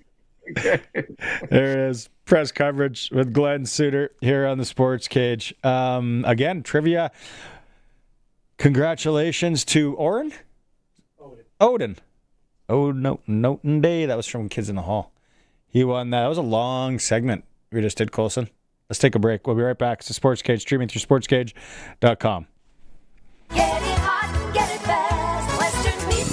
Been a long day, your feet hurt, your brain is fried, and now supper? You're staring into the fridge, contemplating your options, but your energy says, let's just not. Now imagine golden, crispy pizza loaded with all the Greek favorites. Feta, olives, tangy tomato sauce, fresh veggies, and melted mozzarella. Every bite is like a Mediterranean vacation for your taste buds, and you didn't lift a finger. Western Pizza. Dine in or take out today. Get it hot, get it fast. Western Pizza. The pink mineral was front and center in the news in 1976. I'm Andrew Dawson with 100 years of CKRM. In 1976, the government took over the potash industry in Saskatchewan, creating Potash Corp of Saskatchewan as a crown corporation. Now, this generated a ton of debate, both politically and in the business community, as some business groups were opposed. PCS started with very humble beginnings in its first fiscal year from 1976 to 77. By the end of that time, the company had acquired two mines, the Duval Mine and the Sylvite Mine, renamed the Corrie Division and the Rocanville Division, respectively, and had increased its production capacity from 0 to the second largest producer in North America with over 540,000 tons. PCS merged with Agrium to form Nutrien in September of 2016 and remains based in Saskatchewan. Learn more about 100 years of CKRM at 620ckrm.com. And the buck's dropped on your financial future. Are you skating toward retirement? Don't get caught offside when it comes to your work pension, farm succession, or changing family needs. Chad Reach, Senior Wealth Advisor, and the team at GP Financial Services and Aviso Wealth are your local independent advisors helping Saskatchewan families plan for retirement and beyond. 306-584-2755, gpfinancial.ca. Mutual funds and other securities are offered through Aviso Wealth, a division of Aviso Financial Inc. It's time for the Sports Ticker, brought to you by Steelcraft Doors Regina, made in Western Canada for Western Canadians. Jolene Campbell's rink drops another one at the Scotties. They're now 2-3. They lost 10-4 to Canada today.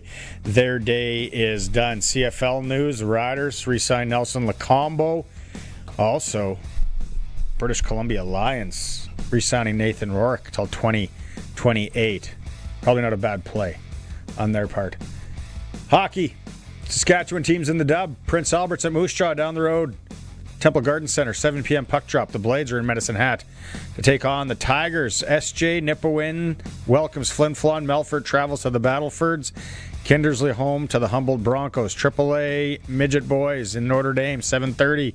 Swift Current Legionnaires are in town. And the NHL teams from Canada that are skating tonight. Toronto's home to Buffalo. Montreal welcomes Vegas. Winnipeg travels into New Jersey. Vancouver Canucks home to San Jose.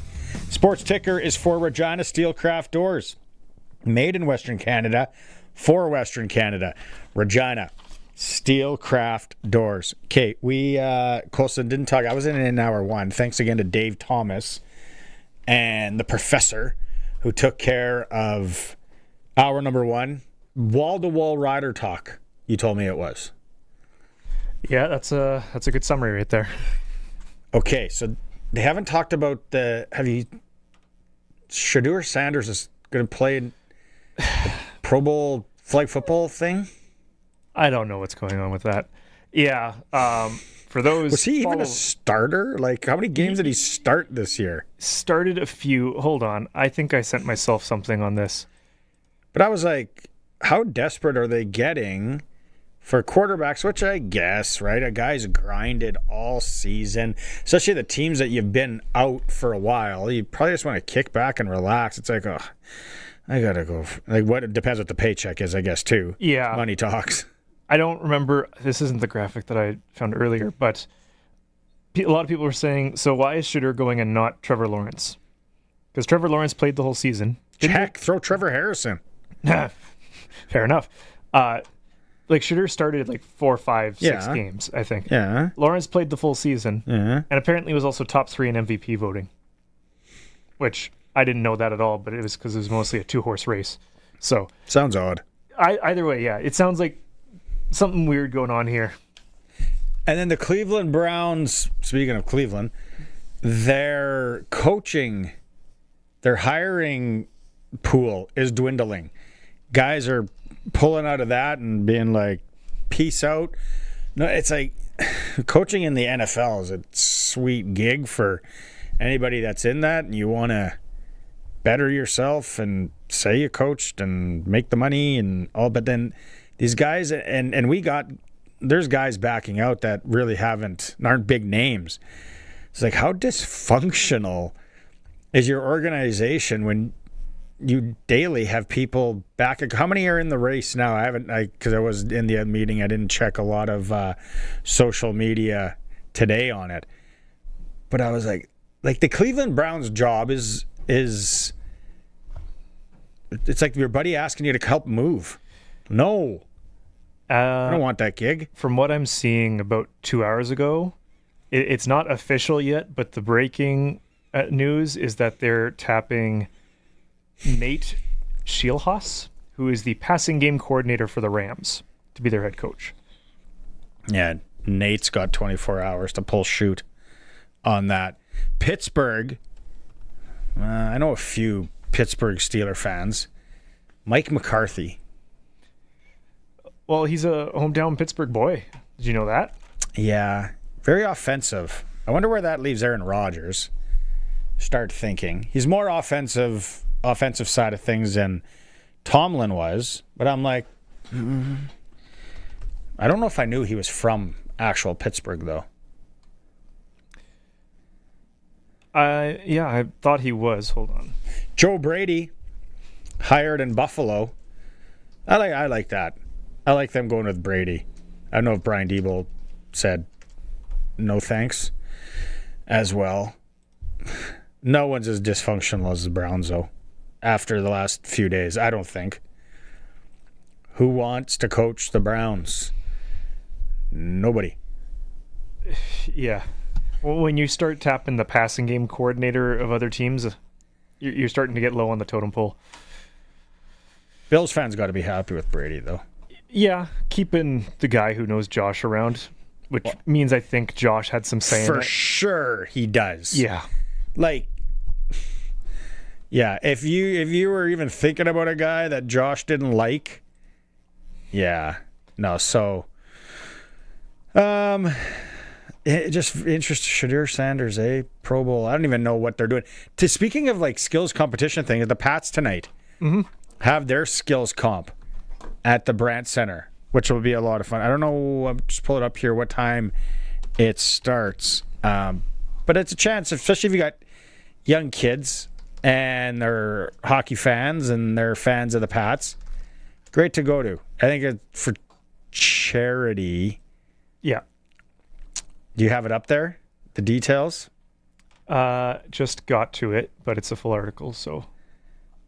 Yeah, it's tonight at the Brandt Center. We're going to get the time right away. It's the Regina Pats skills competition. See them fly around the ice. Little breakaway stuff.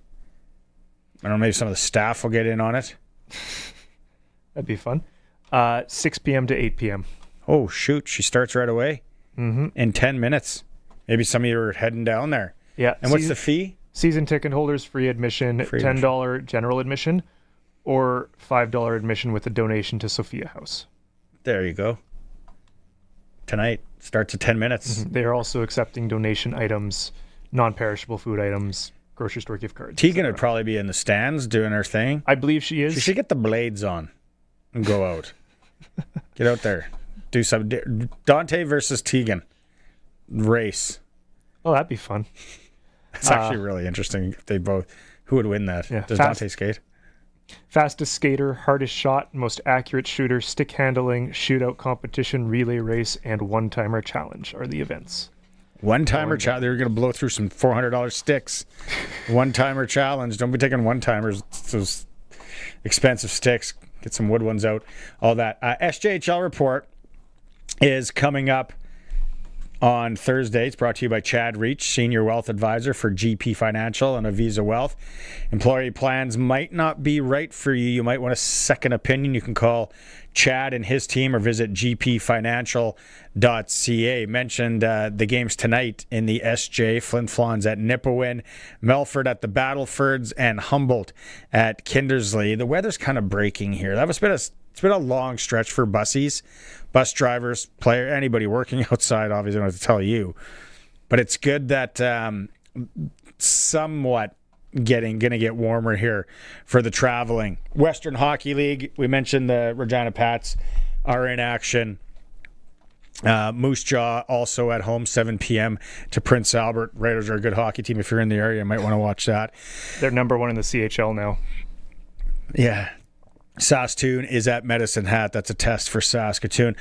Tomorrow, we're going to talk about AAA U18 game tomorrow night. That is going to be a dandy going down in Regina. Also, did you hear the U of R Cougars women's team dropped their first game of the season? They won the first one Friday night. Yep, 83-66. Against the Pandas. Yeah, and then dropped 65-61. It was a tight game. My parents went and told me, it was a close one. They had some chances at the end. But what kind of crowd? Decent showing, pretty full. I haven't gone to one in a while.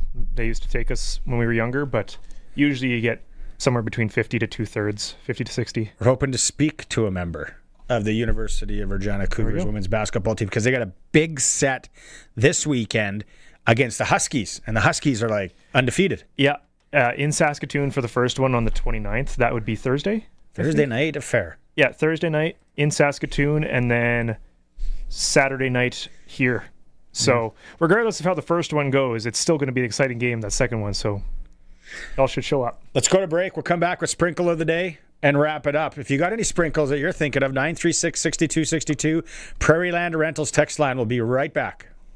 Winter in Saskatchewan tests everything, our patience, vehicles, and sometimes our bumpers. From icy parking lot dings to serious highway mishaps, choosing local matters. At Regina Motor Products Collision Center, we're Saskatchewan owned, run, and we drive these roads too. An SGI accredited full-service collision center working on all makes and models. Submit your SGI claim and book your appraisal. It's easy. When you need repairs you can trust, it's neighbors helping neighbors. Regina Motor Products Collision Center, south at Highways 1 and 6 Albert Street, rmpchevrolet.com. The 4th annual Rough Rider Foundation Winter Classic Hockey Game is back. Join in on Saturday, January 31st, 1 p.m. at Merlis Belcher Place and watch current and former Rough Riders, NHL alumni, and celebrity guests face off on the ice. And the Grey Cup will be there too. Grab your Winter Classic tickets at riders5050.ca. And while you're there, check out the Winter Breakaway 50/50 with awesome prizes including big cash and a trip to see the Blue Jays season opener. The Winter Classic is presented by McDougall Auctioneers. If it's happening in sports in Saskatchewan, we've got it covered on Sportscage. Be part of the show. Call 936-6262 or toll free 1-866-767-0620. On your radio at 620 CKRM and online at sportscage.com. Sprinkle of the day. You simply make your picks online now. If you would choose with Sports Select, you do it on your phone, get a QR code, and you go into your Lotto Spot retailer. They scan it, and you run off with your ticket. And then if you haven't played in a while, it's got the little S beside it, and you go online. That means it's a standalone game. Like me on Sunday, I went standalone, Rams and Seahawks. I took the tie, hoping for a 3-point game. Didn't win. But tonight, I would like to do Lawrence's hack, but we can talk about maybe that tomorrow because I know we're pressed for time here. I want to go Winnipeg Jets at New Jersey Devils. Winnipeg on the road. They are plus +5 on the point spread, but I'm going to go win straight out. Visitor in regulation, game 97. Let's go Jets. 245 on the pro line today. Do I want to parlay it with anything? Because this is where I get into trouble. Seattle. Ooh, Washington's in Seattle. Washington's on a long road trip. I've had a few days off there. 245 for Seattle to win at home on the pro line looks awfully inviting. No, let's just stick with the one. I'll generate my QR code. Head to the Lotto Spot retailer, scan it. There we go. Every bet is 100% legal with Sports Select. Chance of winning cash in hand when you're ready to play. Bet on the original. Sports Select must be 18 plus to play and play responsibly. That was Sprinkle of the Day. What did you have to wrap it up today? So, NFL's got their alternate jerseys, right?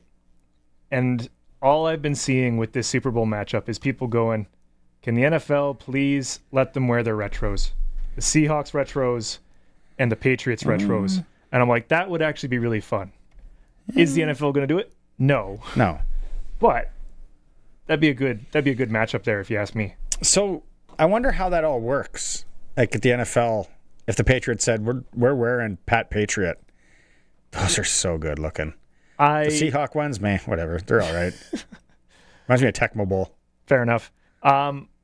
I suspect it's literally just the home and away team thing, right? And then you get your default jersey, and that's just what it is. I would be surprised if it was any other way. All right. Yeah. That's very, very interesting. Okay, tomorrow we're back here on the Sports Cage. Supposed to finally catch up with Darcy Kemper, Canadian goalie, heading to Italy next week. We're supposed to talk to longtime hockey coach Perry Pern, who's coaching the Chinese national team. Senior hockey report. We're going to tee up that big game in Regina at C6 tomorrow night. And Eric Francis, and we'll hopefully talk to a member of the University of Regina women's basketball team. So they get set for their big weekend set with the Huskies. Colson, thanks so much. Thanks to Dave Thomas again and Professor for taking care of the first hour for me. I got a massive headache. I'm going to go home and slug back some Tylenols. And we'll talk to everybody tomorrow. Thanks for tuning in. Back to our regular spot, PumpJacks Cathedral. You know, I thought PumpJacks was a kind of boot polish till last month. What are you getting? Kerwin's crispy ribs and a cold pint of local craft. Crispy, meaty, beautiful. You had me at meaty. Plus, we got live music on the weekends, big screens. This place is basically my second marriage. And way cheaper than the first. On the corner of Albert and 13th, PumpJacks Cathedral Saloon and Steakhouse. Come early, stay late. The place where friends meet. Sask Lotteries has over